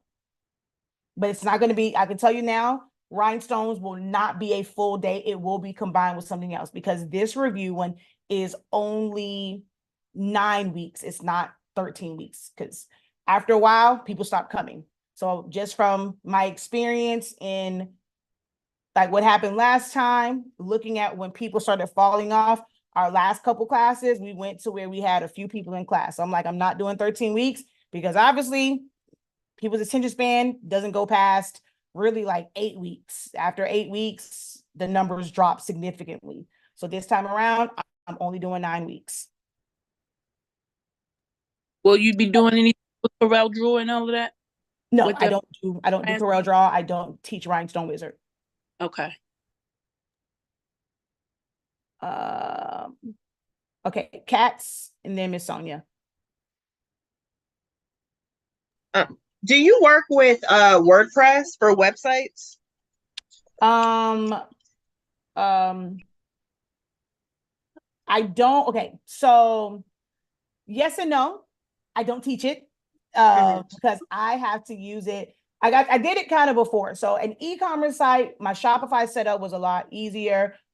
Technically, the domain for all my websites, I have like a WordPress thing and I have to use Elementor.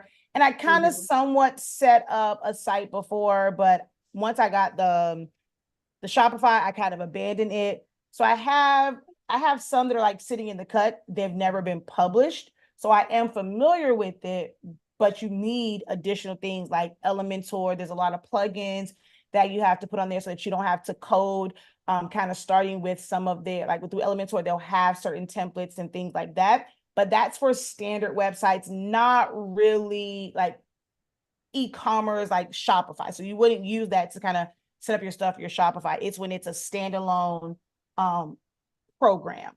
So I've used it. I know how to use it. Do I teach it? Absolutely not. Okay. Okay, thank you. My son, that was my son in the background telling some dang it, yeah. Let me see. Not silhouette. I don't know if I've actually I don't know. I may have re-forwarded to wait, nah. I'm like, what the heck? I may have forwarded back to okay, no, see, it was in maintenance mode. It's been in maintenance mode for years now. Let's see, I think, yeah, if I go to anything, it pretty much just says maintenance mode. I think all of this just goes back to the original. I think, yeah, so this one, don't ever go here because it's like it doesn't lead to anything. So this was one that was basically set up through WordPress. But I don't really use this site. But this was set up through WordPress. And like setting up all of the, hey, where's my, I don't know why I won't go back. I don't have the home screen on here, but yeah. So I have, oh, you can actually see at the top, oh, it's gone now, but you saw the W up there. So that was WordPress. Yes, Miss Sonia. Hey, I had a question. Like, you know what, I've been in a whole lot of your classes. So, like, way back when, and I was looking because I think it was before, like, you set up this academy, like that you have now. So, how do I find it? Because I was trying to do like when you show how to make the template from when you scan the object, and I didn't know, like the classes that we had took back then on that. I've done that. Like, I mean, I'm not sure. So I've shown it in like, I'm not sure if it was like a class, but I've done it in the live videos. I've like, a live video. I've done it recently in the grad program. So I know for sure it was done in that one. I don't think I ever did it in any of the, actually, no, I showed how to do it in the, what's that thing called? Party Favors. So it's definitely in Party Favors. It's in the grad program. And if you have bachelor's and master's and all of those, and now can I tell you exactly which session it was in? Absolutely not, because it was not as organized back then for a bachelor's and master's program. But I can't, like, I'm not sure which class you have, but I know for sure in the Party Favor one, we go over that because I show how to scan. I think it was for what did we scan? It wasn't Mike and I. I can't think about what we scanned. But I showed you how to scan something to create the template for it in that one. And then I showed how to scan it. Oh, also in the sublimation bootcamp or sublimation seminar, I showed in that one how to scan. And those are all here. So if you go in, if you have it, you go on your dashboard, it's in one of those. If you have any of those, we go over how to scan and then how to trace. Memorial as well. It's in Memorial too. So you probably saw it in a couple different places because you have a couple different classes. So it's in Memorial. Yeah, I was It's thinking I in- did, but I just was like, okay, it's been so long, like a lot of some other class. I don't know. We did a really long, remember we did a really, really long class that time. Is that in I don't know. A lot of these are long, so I don't know no, which no, we ones you're first stopped referring talking about to. like month. It went on for, but I look back because I was thinking everything I was looking for wasn't in this academy thing. So I was like, is it another place that it would be if it wasn't in here on some of the classes that I had And if taken? it was the old ones before the academy, I don't provide any support for those because we sent out an email and I said, hey, because that's when they were sent to you, like they were in a Google share drive. And it Okay. was like you had to download all of the videos to your system. We provide no support for that because we sent the email out and said, hey, download all your stuff because we're switching over to the academy. So that's how we ensure you still have lifetime access as long as you download it.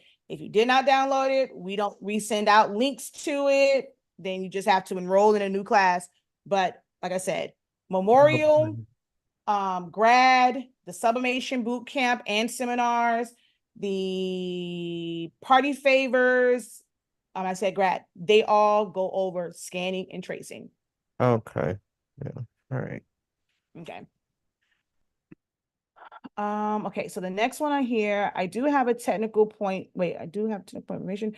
When I launch my business edition, I receive a message asking me if I want to install the current update. When I click on install update, nothing happens. However, I know I can go to the website. Yeah, so it's always best to just go to the website and update any new ones. So it's not that you have business edition. What's probably happening is at some point you had the beta version, and beta version will always ask you, do you want the next, the current version? When you're just on a standard one, it normally doesn't bother to ask you. So that means you at some point downloaded a beta version, but it's always best to go to the website to download it.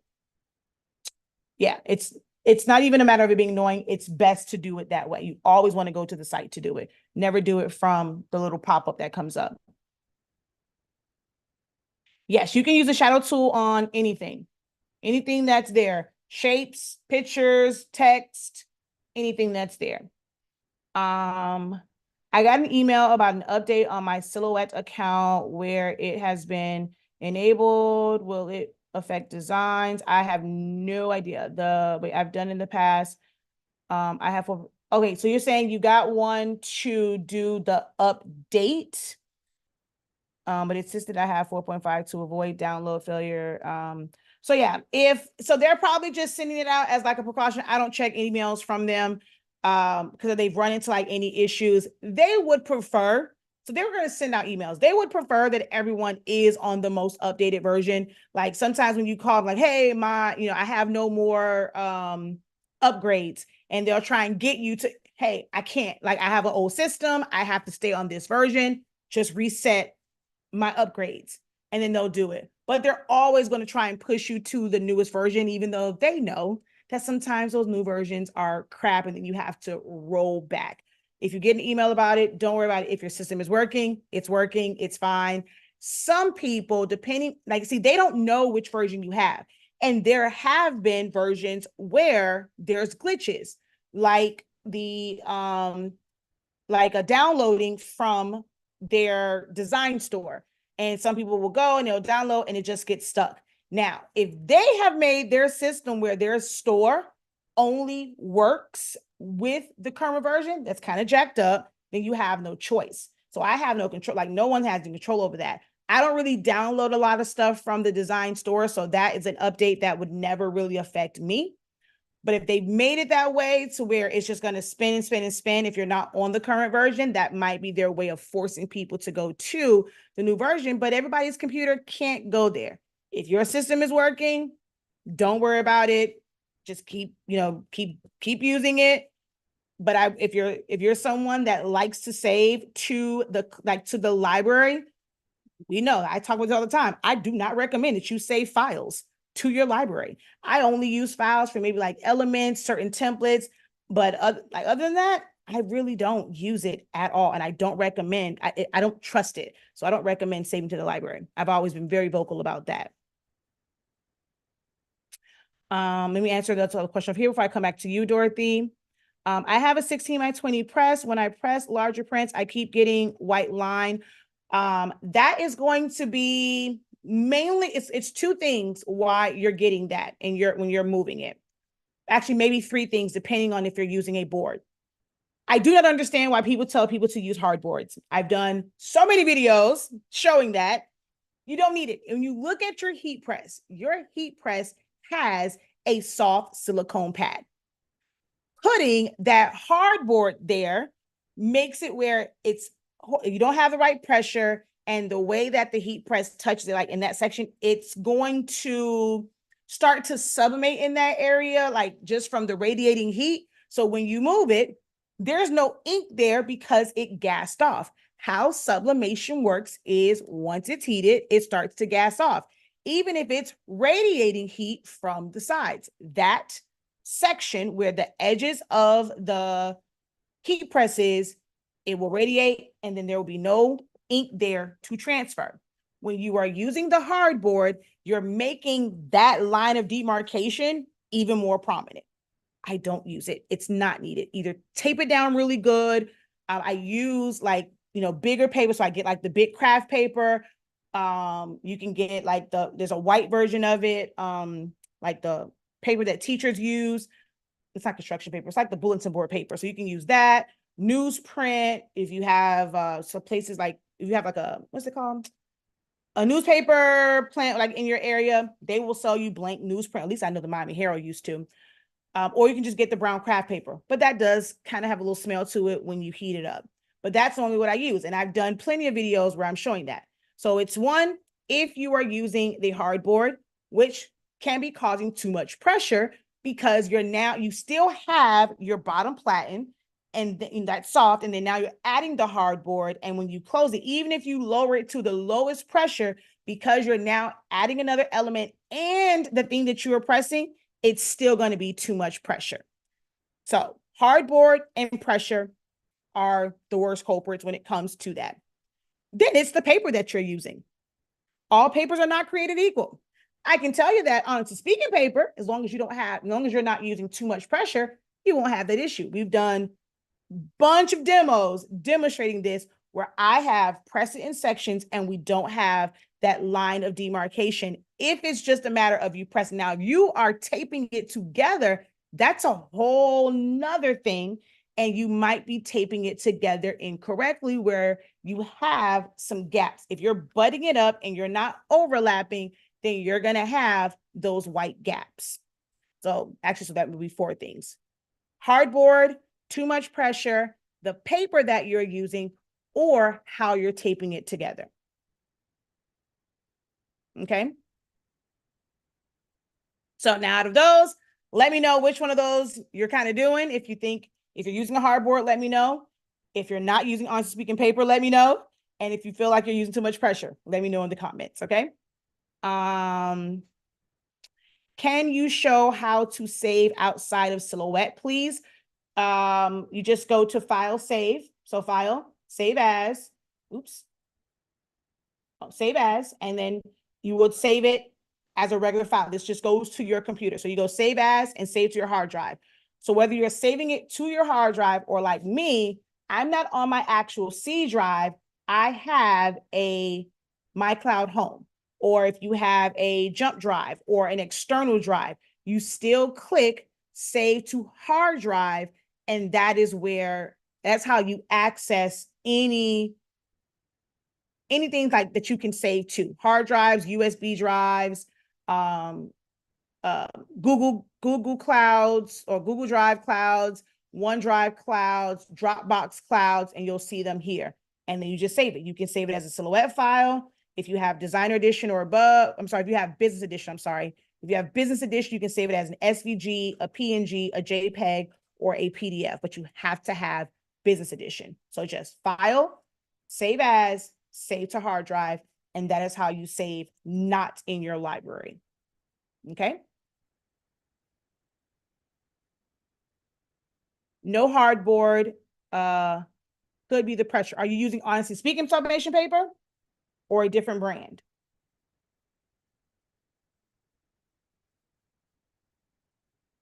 Because it could also be the paper.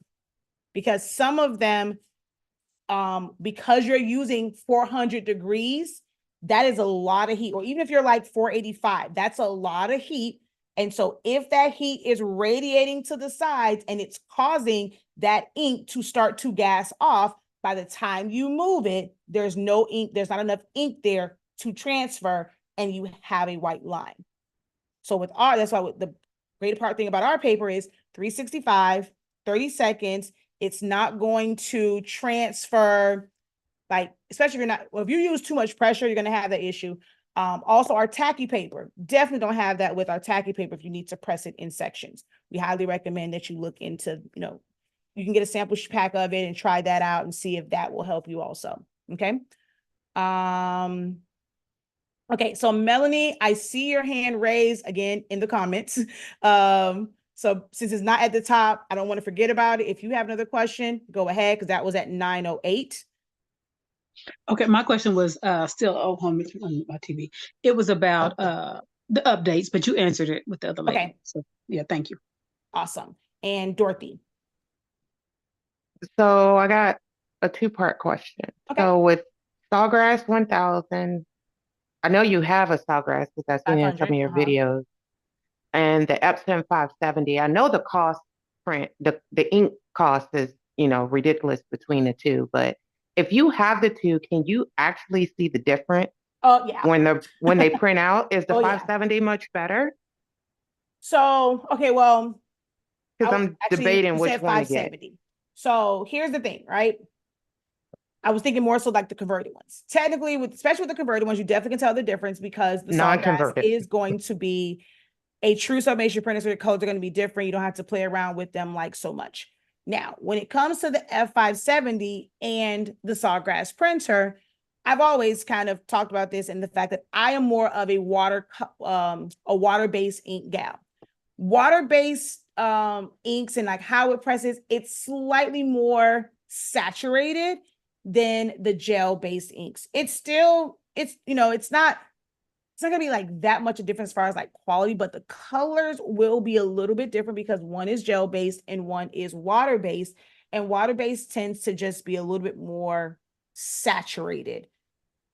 It's still great colors. I mean, I've printed stuff from it. Now, the biggest thing for me is when it comes to the Sawgrass, all of the different settings, and it will print out differently with those settings. So when it comes to things like people's hair, I absolutely cannot stand printing images from the Sawgrass, especially those with melanated skin and darker hairs, because it looks absolutely weird. And depending on which setting you're on, they come out looking greenish. I absolutely cannot stand printing out pictures. Now, anything that's like a clip art or just an illustration, it's just colors or it's vector, colors are amazing. I always have to play around with it when it comes to images because they have so many settings. That's the thing I don't like about the Sawgrass, having to constantly change it depending on the image that you are printing out, like the image and the substrate. F570, they all print the same. You got to figure all that out. It's going to print the same, and water-based colors are great for things like hair, melanated skin tones. It's a whole lot better. And then I know you have the paper and the ink, but do you offer printing services or?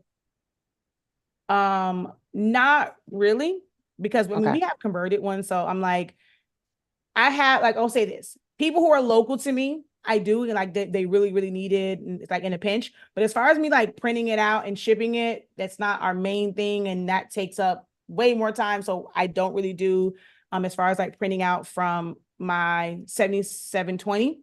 I don't do prints from the Sawgrass at all. I just don't, because it's a small format printer. Because we're not doing anything oversized, we don't really advertise printing services unless you're local to me. And you just don't have a printer, because we have a couple people that come pick up prints from me all the time. That helped out my answer. It will be an absent. I was just curious. Yep. So can we watch the Zooms after the live is over? Right now it is being streamed. There should be some indicator, or it should be somewhere that says this is being streamed to YouTube. If you click on that, and then it'll take you to the YouTube. If you save it to your playlist, you will have access to this. Will I be sending out this live? Absolutely not. Because it's not a part of any classes. This is a free one, so I will not be doing anything extra to provide the playbacks, but it is being streamed. So if you click on that little link that says YouTube, and you open up the YouTube and you hit save and you save it to a playlist, you will have access to this playback.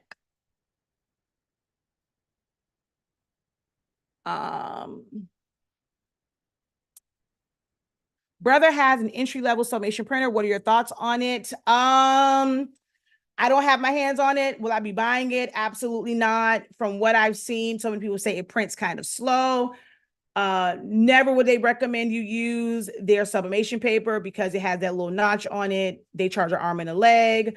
But a sublimation printer is a sublimation printer. Like, I mean, at the end of the day, they all do the same thing. One is no better than the other than color. And any true sublimation printer, you're going to get closer to the color. When you are converting, you have to play around with it. And you guys know, I always talk about this when it comes to EcoTank printers, they use dye-based inks.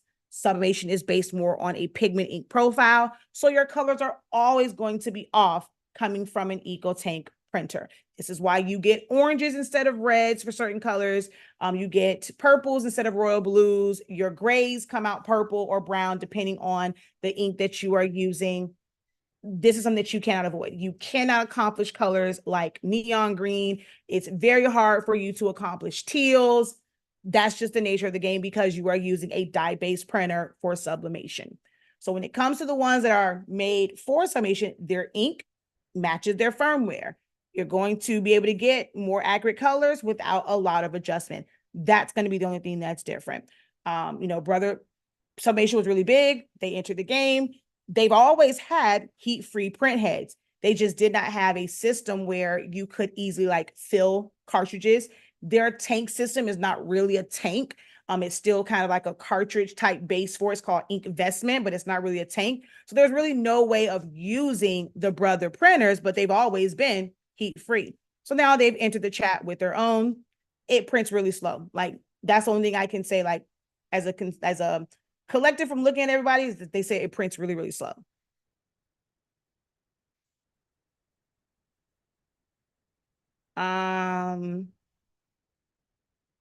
I have an Epson 7310 printer. Can I use your ink? You can use our ink. We do not sell cartridges and chips for it.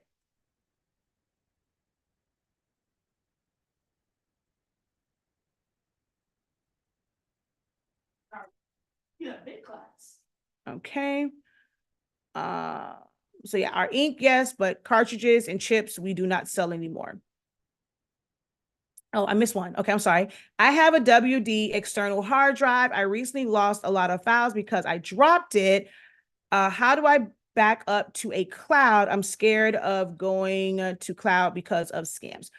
Now, if you have, so I'm not sure you're saying like because of like scams, I'm not sure what you mean by that. If you have your own cloud, meaning your WD, my cloud, I know, I think it means the scams when people were putting stuff on the cloud for iCloud for Apple. That's their whole big server. People were hacking in. That was more of an Apple thing. Never have I really heard anyone going in and attempting to hack and take. They were really just attacking celebrities, because that's when that was new for Apple and saving things to your cloud. I haven't really heard about anything like that, since like updates and they've updated their security.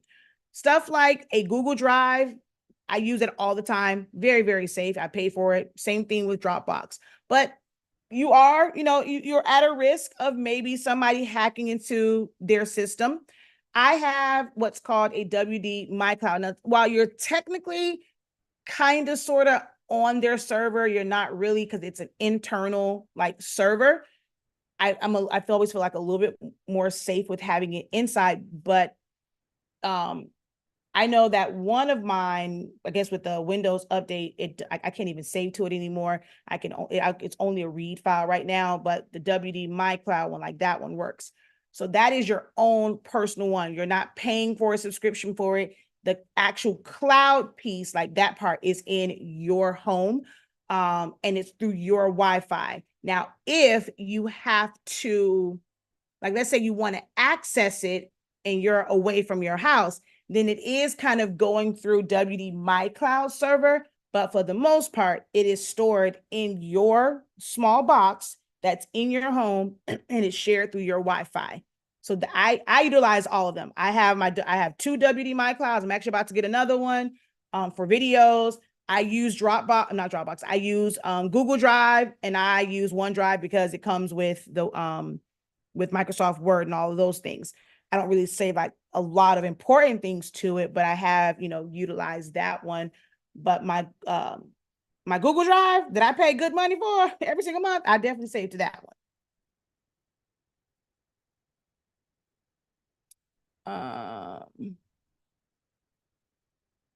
Where can you get what from?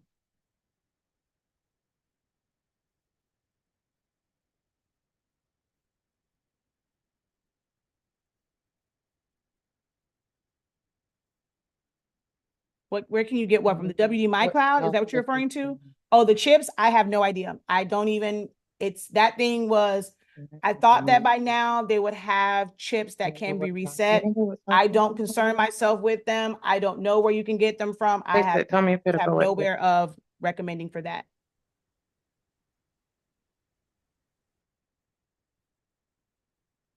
I tell people now, the only thing that for sure, especially for the 7310, they do not have 7310 printers in China where they manufacture and program these chips. So when Epson updates the firmware, they cannot match that firmware. So most times chips don't work for the 7310 because they cannot match it because they don't have that printer. They don't have access to those printers in China. So it might be hard for you. Like you'll go to a company, they'll say, because it's still the 812, but the firmware is different. So they might work well with the 7820, 7840. And although it's the same cartridge, the same chip, you try and put it in the 7310, it's not going to work. And most third-party companies are not offering refunds. They tell you, hey, you're taking on this risk, you're ordering it. The only way to be for sure that it will work is to purchase Epson cartridges and take the chips off and affix them to your refillable cartridges.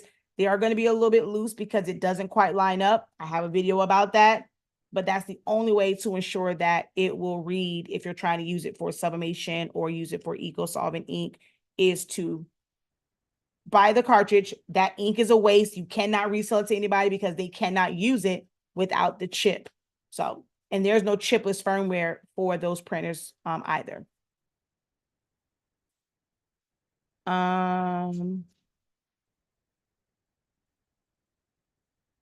Let's see. Cats, go ahead. Oh, you lowered your hand, you didn't have a question. Okay. Oh no, I'm sorry. I meant to hit on mute. I'm sorry. We're talking about storage cloud. My child I'm running here. So you said you had how many, and how does the storage? I know it depends on the size you buy, but does it like what am I trying to say? Like how much does it actually hold as far as like with you crafting and designing and things like that? Because I know you always have a lot of files.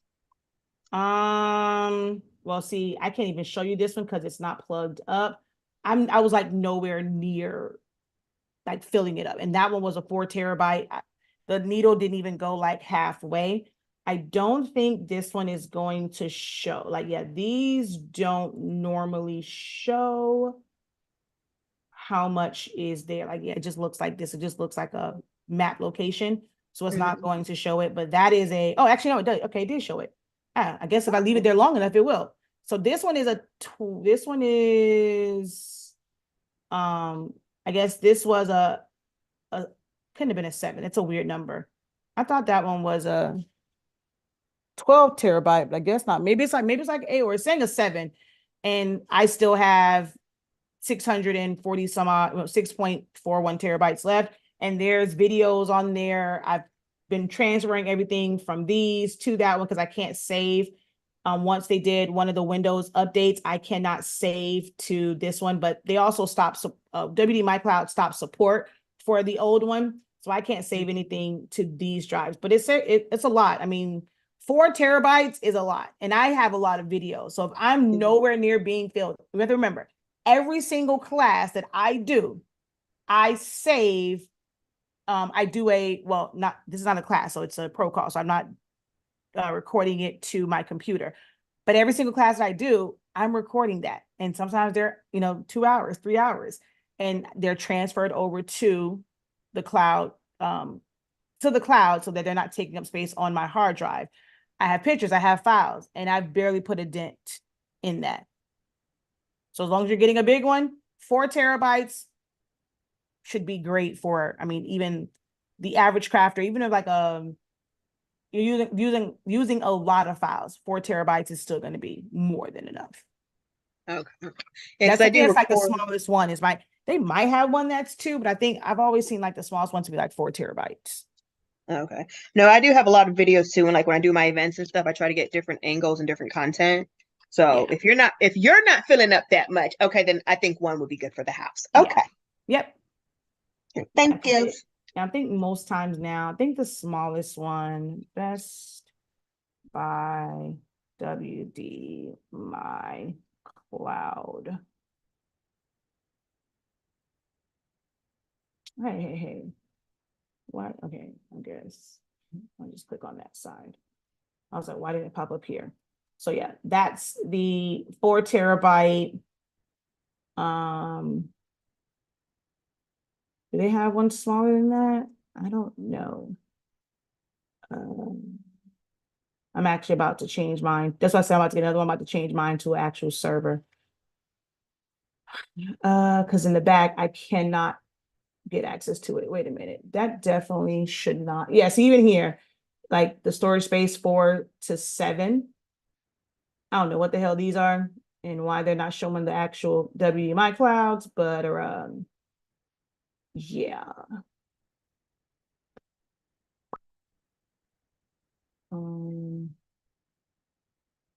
WD My Cloud Home. 8 terabytes, 8 terabytes. Yeah, 4 is the smallest. Oh no, there's a 3. I think that might be a 2, but 4 is 169. You can't beat that. That's not a bad price to have 4 terabytes of storage. Yeah, I'm gonna go ahead and just go order that right now. Wish I had a code for it, but Best Buy will give you 1%, child, so it ain't even worth it for me to apply for it. Okay. 1%, child. Oh well, Amazon. You can go through any Amazon. I might have to put it on my. I didn't realize Amazon had. I might have to put that on my Amazon. That's like put it on your store so you get the credit for it. Yeah, I might have to put. It's the same price too. Oh, okay. We'll go ahead and put that afterwards and put it on my Amazon store. And I'll tell you, girl, when it's on there. Thank you. Let's see. Melanie, I see another hand. I'm not sure. Because it's down there, I don't know if I called on you or not, but if I did it, go ahead. Okay, I was asking about the chip resetter. Does it have to have a code when you get ready to reset it? Does it have to have a code on it? You have to have a code to Which reset printer though? There's no chip resetter for the new workforce. Chip resetters only work for the old workforce and some of the old XP printers. So if you have a 7820, 7840, 7310, chip resetters will never work for those. 7720? 7720, yes. So no, there's no code. It's just whenever it gets low, before it shows an X, you do ink cartridge replacement and you reset them all, top them all off, put it back in, and it just resets the full. Okay. And so taking the chip off, do you just use tweezers just to pop it off? For what? For the 7310? Yeah, to change changing the chips from a regular cartridge to a refillable cartridge. Only for the new ones. So this is the only thing that you would do for the 7820, 7840, 7310. For the old school 7720, 7710, 7610, 77, all of those, 7210, 7110. You don't take chips off. You just use a chip resetter. and you don't take Okay. it off to reset it. You just put it to the actual chip. We have videos. So search, honestly speaking, chip reset, and we have a couple videos on our YouTube channel in regards to that. Okay, thank you. Yep. Can I answer a question? Yes, go ahead. Yes, go ahead. Someone said they can answer a question about rhinestones. So the young lady that was asking about the classes and your response was Corel. If you Google the rhinestone world, they give a bunch of free classes to see if their technique works well with your learning development. And they're really good. I like it. Oh, yes, So I was saying, I check said there that. first. The Rhinestone World, Rhinestone Wizard, that's their program. That's 500. Yeah. So it's Corel Draw, but it's like they're also how they're teaching it. I mean, they're working on files, like a you can learn it plug-in. that way, but you have to have their plugin. That's all I was saying. That's the one I said is $500. So the Rhinestone Wizard is one that I do recommend, and they will show you Corel Draw because their Rhinestone Wizard is only compatible with Corel Draw. It's not Corel. compatible with Illustrator or Affinity Designer. And if you're really interested, wait till like Black Friday or Christmas because they sell it. That's when I got mine. I think it was like $249 or something. Yeah, they do it 50% off. Yeah, they don't put it on sale often, but when they do, No, they it's best don't. to take advantage of it because otherwise the Rhinestone Wizard is $500 and Corel Draw is now a subscription based. Before I think you can still buy it, but I think the price now is kind of ridiculous compared to how it was back in the day. But Corel Draw is a subscription based application, just like Photoshop at this point. Yes, Keith. They at the Rhinestone World, they offer older copies of Corel Draw Okay. that you can pair with the wizard. Okay. Yeah. So that's good that they have the old ones. Yeah, because now it's subscription based. I've had it for a while. Like as I said before, I had it when it was just the regular, then my computer crashed. So then I had to get the subscription based because I don't know where the code at or anything like the license key. So now I just pay and I don't even use it anymore. I got it for just that, and now I don't even use it. I think but I pay for mine normally by the year for that one. So I think whenever that year is up, I don't have it scheduled to renew, but they can get you the old version. That is correct. Yeah, they have like 2018 and 2021 now, and it's like a couple $100 Yeah. for the standalone program. Yep. Thank you.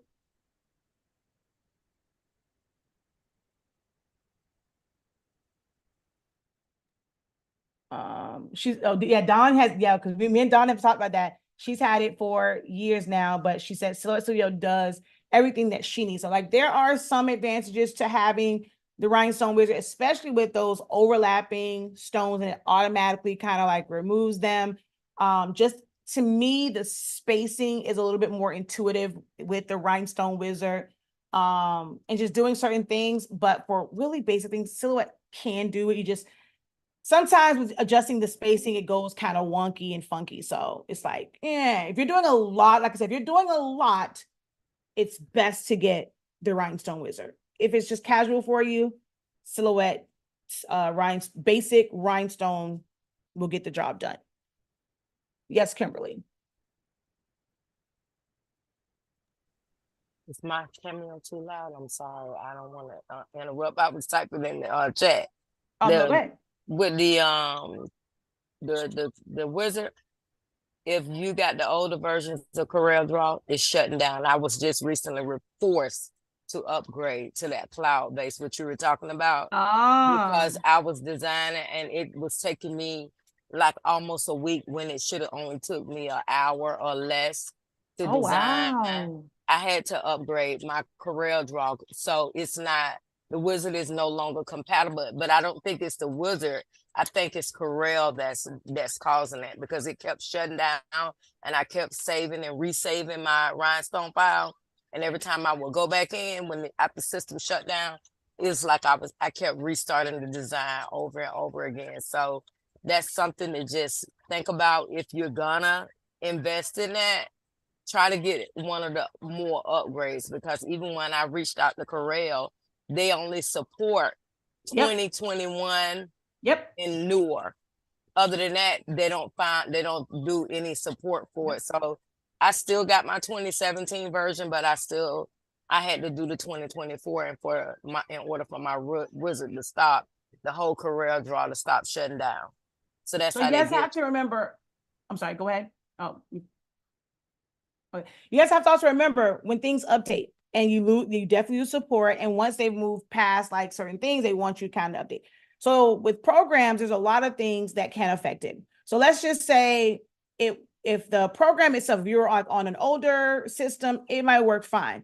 Certain versions of like Windows updates, when they're doing updates, you can be on Windows 11, and let's say the original Windows 11, it worked fine with it. It didn't, but like my system just did an update when I was in Atlanta. The new update or the new patch on Windows 11 might now make that which previously worked, it might be something in there that makes it not compatible. Same thing with Macs. Silhouette users went through that.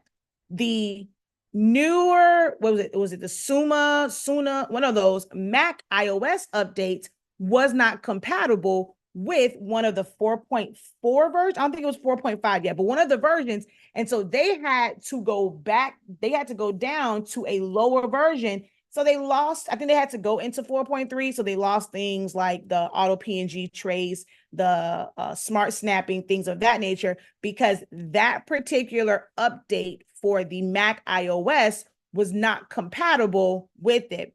And so until Silhouette updated theirs to now become compatible, and then that's like that's when you look at the update, sometimes it's not this big update and all these major changes. It was a fix for those who were experiencing those issues.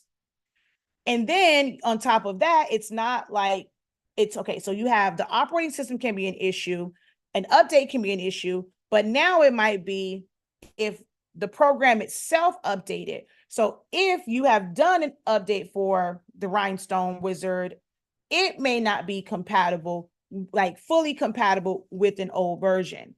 So that's why I always tell people, if you kind of do certain upgrades, don't just think about like the upgrade to the computer. There might be other things that you now have to upgrade as well because things won't be compatible with it. So it gets kind of funky when it's like mixing and matching and trying to get all of these different programs and applications to be compatible with each other.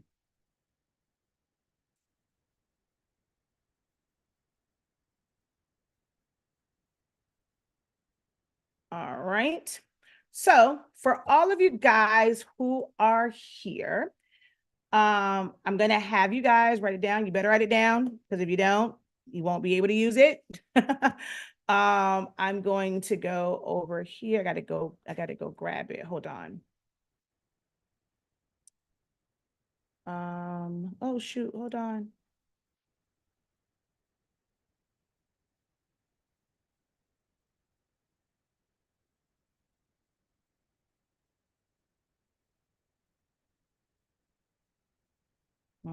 Oh, she's just now seeing it. Oh, okay.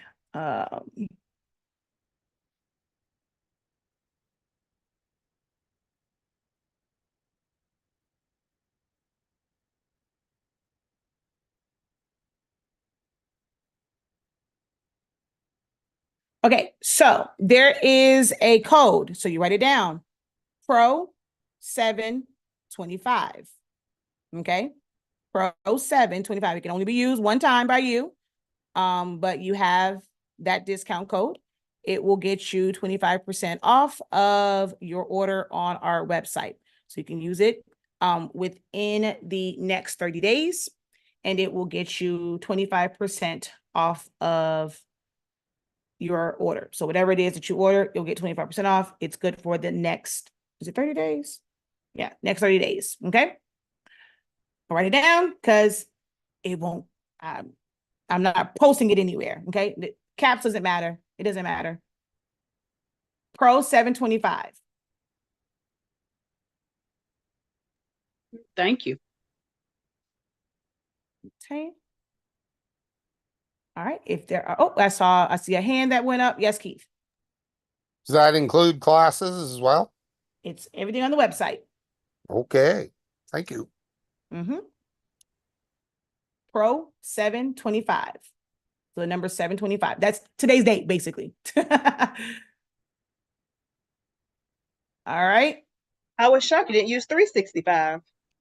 And it's because I have to track which class it came from. So if I do that, then I won't know. So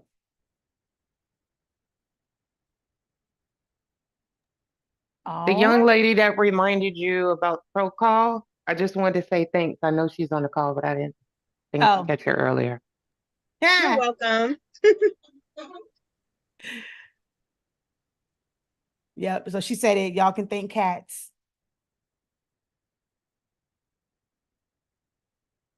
All right. So I should talk to you guys later. Well, actually, Kimberly, was it just that you didn't lower it, or did you, I wasn't paying attention. I don't know if it went down, went back up. Did you have another question, or you just forgot to lower it? Okay. And then I just saw somebody else unmute. Oh, that was me. I just want to say thank you for the 20% off and thank you for the class. And thank you, Kat. Welcome. All right, y'all. I will see all of those who are enrolled in Essentials on the 31st. And everyone that is enrolled in the phone board class, the phone board program, we have an 8 a.m. and a 6:30. It's going over cutting. We also realized that in Atlanta that we should definitely have a session where we're going over just cutting, understanding pressure and things like that. So we're not creating anything in that one, but it's a very, very important session. So we have 2 sessions, to try and work with your schedule, an 8 a.m. session and a 6:30 p.m. on the 30th. And we may end up having another pop-up before that because I just got another, I have another phone board thing that I have to do. So be on the lookout, check your emails. I'll also, I'm going to be adding pretty much to every class, like a link to get on the text message list for each one of the classes. That way, if I send something out, you may not see the email, but I'm also going to send out text message blasts. So that's the thing that me and the team are working on, is just getting, because each class will have its own technically list for the text message blast. So we're going to get that set up. So if you did miss the email, we did a live video today. It wasn't like a whole lot when I showed like what's this thing called? The cold laminator. There's a few questions that was asked. There's some good information in it, but whenever I'm doing projects like that, instead of me going live, they will be in the corresponding classes. So make sure you guys are checking your emails. Is there a way to replay that class or that video? So the playback link, I actually have to, did I put it in there? So yeah, it'll just be under like exclusives. So it's just a stream link. So I didn't like record it. It's just the stream link, and that will be put on the dashboard as well. So just check back on the dashboard. So it should be on the dashboard. Just gonna take a couple days. Well, no, I think it might be there. I think it may still be in draft. So I just have to go in there and just take it off of draft. So check back and like maybe like once we get off, give me like 20 minutes because I need to go eat, and I'll just go back in and just check it and make sure that everything is good. But yeah, it'll take you to basically a YouTube video and you can watch that one. Okay. Thank you. You're welcome. So I know Houston, we want to come to Texas. I am shooting for the one that will be in Texas will be in conjunction with Impressions, and that is in Dallas, Fort Worth. So I plan to go to the Impressions there, kind of have a situation where those who are, kind of have like a guided tour, because I've gone to the Impressions, and if you've never been to an expo, just to kind of like that first day getting with, actually I'll probably do like the beginning of each day, because some people may not come in for the first day, and just kind of give a breakdown of like what's going on, talk about the discussions they have, was it Ink Kitchen, something like that with Stan, and I can't remember the other guy's name. So they have some discussion and things like that. So I'm going to actually have each of the, what is it called? Each of the tour sessions will now have a live Zoom before. We'll have the cloud, we'll meet in the location, and there's going to be a follow live up Zoom. So The Atlanta one taught me a lot. So we have some things, each one's going to be better. But the next time, well, I'll say the first time that I will be in Texas will be in Dallas, Fort Worth for Impressions. It's October 24th through 26th, I think it is. Yeah. So Impressions is normally Thursday, Friday. Saturday is the shorter day. I won't be going to the one on Saturday. I will be actually hosting my classes on Saturday and Sunday, but that is the weekend that I will be in Texas. Okay. Does this impression thing, does it cost to get in there? No, if you register, okay, hold on. I'll show you guys. Hold on. If whoever's still here. Oh, actually, all of y'all are still here. No one left. All right, so let's go Impressions. We're trying to get it all. Expo. We're trying to get all the gems, all of it. Soak it up. All right. So as you can see, they've already had the Atlantic City is always kind of in that time frame, March. So now you're seeing the 2025 days for Atlantic City and Long Beach. So the next one for here, like for this year, would be Dallas, Fort Worth. And when you go to, so I'm going to click on, oh wait, I'll click on Dallas up here or Fort Worth. Come on now, where you go away. And when you come, all right, so we'll go registration and pricing. We should still be within the window. Oh, so no, you missed it. But certain, if you actually I don't know, they don't do who was it? They don't do I don't think Econo Transfer does Dallas. But if you look at their, I'm going to give you a little game. If you look at the exhibitor list, right? You go to some of those websites and you get on their email list, they normally send you a code to put in to be able to attend the expo part for free. All of the classes you definitely have to pay for. Now, if you would have registered before July 2nd, you'd have had access to the showroom floor for free. Well, now, yesterday was the last day for $26. Now it is $38. So the earlier you register, the better. So we missed, well, you guys missed because I have mine. So you missed the third, like the Smart Saver by 1 day. Now it is 38, but a lot of the exhibitors, they will send out codes that you basically put in and you get access to the showroom floor for free. The longer you wait, the more it costs. Now, if you ever want to do seminars, they cost money. Some of them are not. I went to a few when we were in Atlantic City because of how I went there. I got to kind of go to some of them for free. And they were just like, to me, they weren't really like, they want all that. But you can always see the exhibitors that are there. So about the show, actually go to show schedule.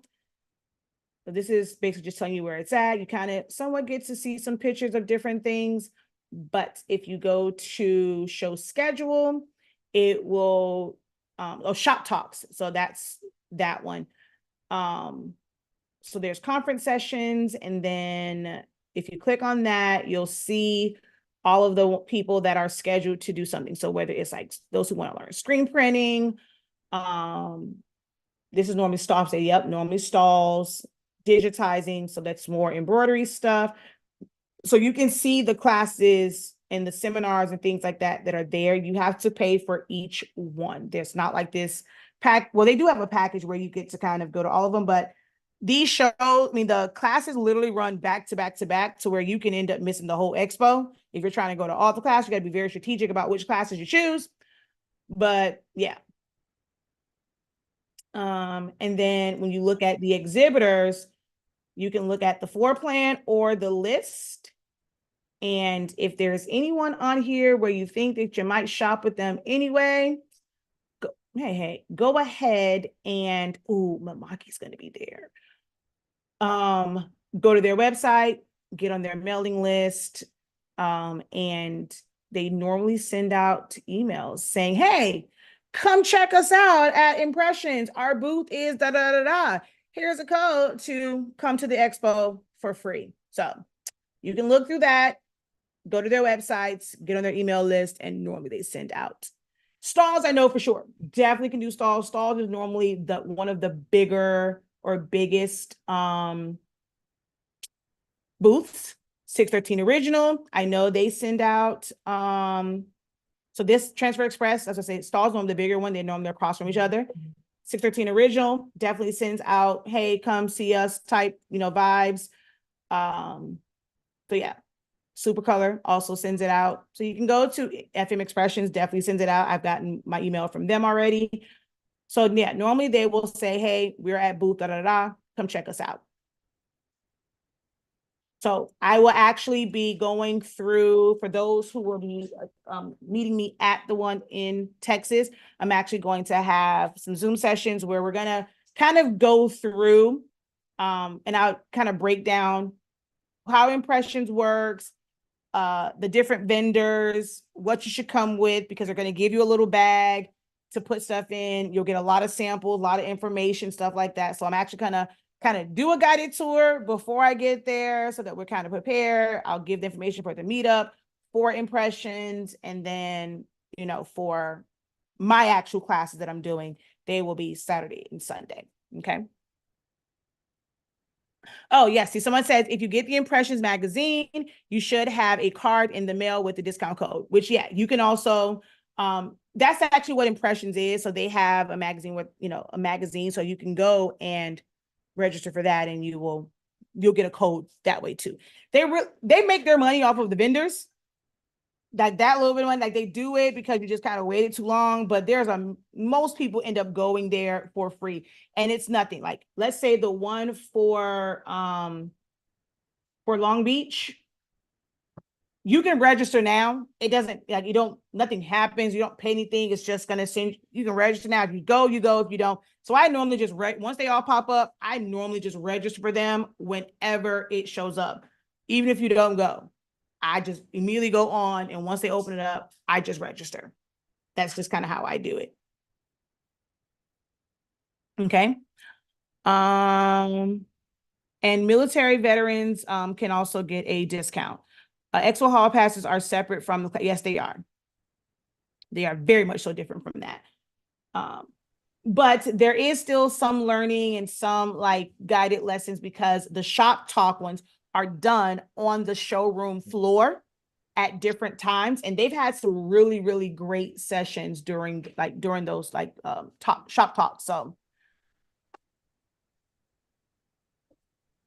but yeah, you've never looked at it, go and check them out. And you can always look into other exos. Some of them have costs. Other ones may have like a window where you get access to the expo floor as long as you register by a certain time. There's a lot of different expos out there in different areas that are great to go to. Graph Pro just had theirs. So then you have like Princeton United, you have ISS in Vegas. It's a lot of expos out there. For your class, do we have to register for your class? I'm sorry? For your class to come and take your class, do we have to register for your class? For the one that I will do in Texas? Yes, ma'am. Mm-hmm. Yeah, so it will eventually be on, once I finalize details, it will be on the website for you to purchase access to the class. Yes. Okay. Uh-huh. Yeah.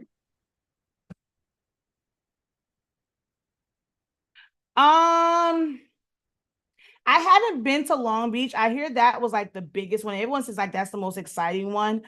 I'm not too, so Impressions is more kind of like apparel type stuff. So it's a lot of embroidery, a lot of different things for embroidery, screen printing, of course, now with like BTF and DTG. You see a lot of that. Not a lot on sublimation, not a lot like on vinyl and screen print transfers, because normally you'll have like in Atlantic City, you have 613 Originals, FM Expressions, TKO, Howard, is it Howard's Coleman's Child? One of them. So it's a couple of different screen print transfer companies that are there. So it's a lot of just like apparel type stuff. This is where you go and you are seeing the actual brands. So like Lane 7, LA, Los Angeles Apparel, You saw it was Yazbat. So you're seeing the actual manufacturers there. And then you also still have like distributors, because you'll have like an Alpha Broda there, things like that. So you're getting to really see when people talk about these companies where you can get shirts and things at a much lower cost. Jiffy is wholesale. I teach this in business. I'm gonna give you a little bit. There's a difference. You have retail, wholesale, resale, distributor, and manufacturing prices, all totally different. Of course, Jiffy Shirt, Alpha Broda, like when they're not the owners of Gildan and Bella Canvas and all of those, they are a distributor. So they're getting the shirts from them at a certain price because they're buying it by skids. And then with them, you can get at like a better rate than like in stores. Jiffy gets their shirts from, the distributors. So that's why they're more so wholesale. So they had to pay kind of like pay for it. So you're paying a little bit more there, and you also don't need a resale certificate and things of that nature. So you get more access when you have your resale certificate. These are things that we teach in the business one. When you really want to scale and grow, how you increase your profit margin is not necessarily adding on a whole bunch of different things. It's now changing, how you're buying your supplies. If you're buying them in bulk, and you're going to save when you're buying supplies in bulk. If you're improving on certain machines to make things more efficient, and you're able to get it done faster, you're able to get it done at a lower price point. Now you're increasing your profit margins without even changing your prices. These are some of the things that we teach when we do the business classes. Just when we did pricing for profit, that's available. You can use your 25% to get pricing for profit, get the pricing therapy, load up on what, I'll even do this for you. For everyone that's on, we'll do the 25%. You can use that for any actual products. I will add to it. So we'll do Pro 7/25/24. So like the full date.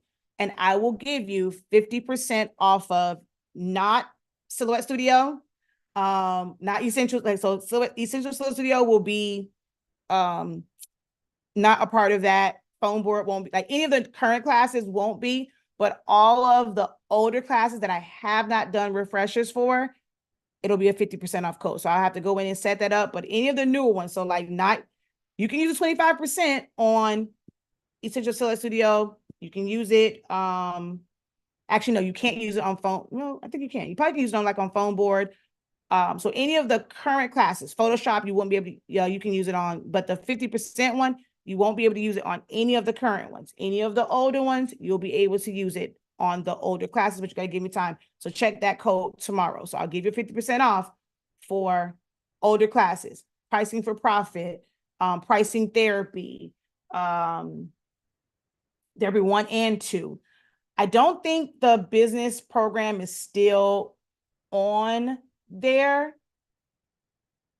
But when I look at the registration for this, when we do the new one, I'll include you guys for a special code for everybody I see like that registered for this live Zoom. But those are some great classes on there. And I talk about these things all the time. So this is a great place like for things like that. I am more of a ink girl. I like printers. I like eco-solvent printers. I like pigment prints. I like laser printers. I like big cutters, stuff like that. So for me, Printed United is more my judge. It's huge. Printed United is huge, but that's where I'm seeing like the CNC routers, the flatbed UV printers, the large format like latex eco-solvent. That's my area. Oh God, I love Printed United. Okay. So it just depends on what it is that you're wanting to do. Those who like embroidery, they love impressions. There is this embroidery machine where you only need one string, like one thread. I would say string, Jesus. Embroidery people would kick my behind. They heard me call it a string. You only need one thread, and it literally colors it. So now you can have gradients in your embroidery because it's dyeing the thread as it's going through and it's putting it down. Yeah, so embroidery stuff, they have a couple different like embroidery companies there. They love that when they go to impressions. but I like printers. So Graphics Pro is another one that's like a lot of like print stuff, but what is it? Printed United, my favorite. It's like the bigger sublimation printers, stuff like that. ISS used to be good when it was combined with impressions, because that's when you got a lot of the manufacturers and a lot of the factories from China. That's where you were introduced to them. Now they just go into Facebook groups and say, hey, we have US warehouse.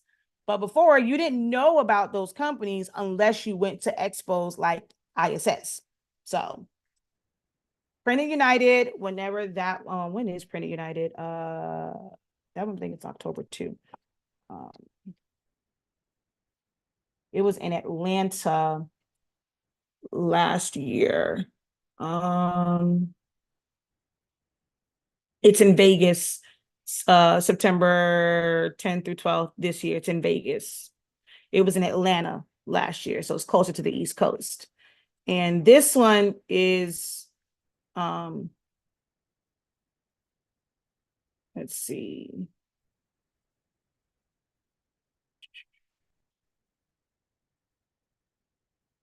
Is it on here?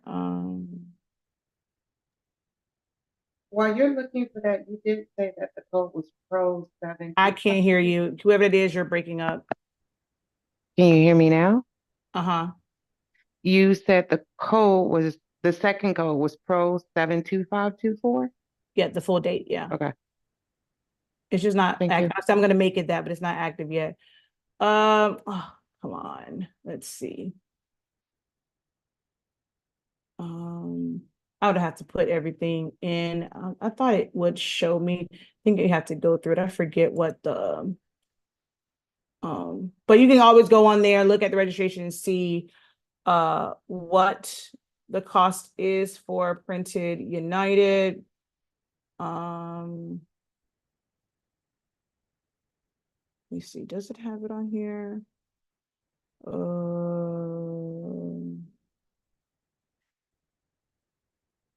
There it is. So if you do it before August 1st, it would be $35, because if you're not a member of some of the things you're trying to sign up for. So it would be $35 to attend. If you do it after August 1st, it will be $50 for Printed United.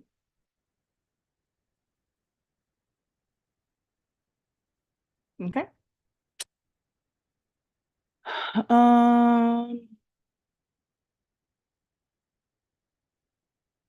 Have I ever used TKO transfers? I've only used the samples. They're in my local, they're local to me. They're up the road, maybe like 45 minutes, but I've never like ordered actual transfers from them. I just have like tried like samples, and I have their shirts and stuff, and just kind of saw their process when I was at Impressions, but I've never actually ordered from them. I like my 613 originals and FM Expression. I'm a creature of habit. So I haven't, even though they're local to me, I'm kind of a creature of habit. So when I do order them, I typically go 613 or FM Expressions.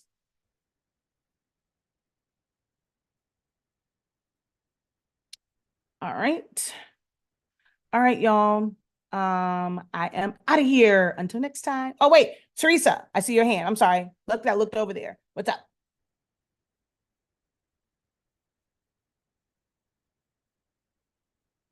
Teresa Barrow. Last call, Teresa Barrow. Are you still at your computer?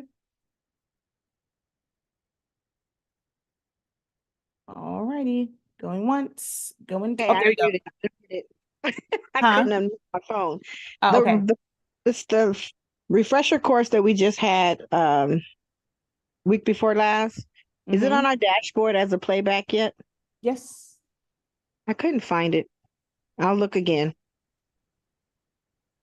I didn't sign up for that class because I was out of town. So maybe that's why I didn't. Nope, it'll still be on there. I mean, it was just recently, was it yesterday, last night, today, something like that. All of the playbacks were put there. So Okay. right here. I'll look again today. And all of the playbacks. So 2024 review, session 1 overview, and they're all there. Okay, thank you. Mm-hmm. Thanks for the session. I enjoyed it as usual. You're welcome. Williams, I can't. Oh wait, go ahead, Keith. I see Keith, and then I see Williams unmuted. Can you tell us again how we can get the live stream for this session? It should be somewhere on your screen. If you have it on the phone, I have no idea how it works from the phone, but it should No, be. I have it on my computer, but it says this meeting is being live streamed, but that's it. So it should be a drop down for it. You should be able to click on that, and it should open up. I've right clicked, I've left clicked, I've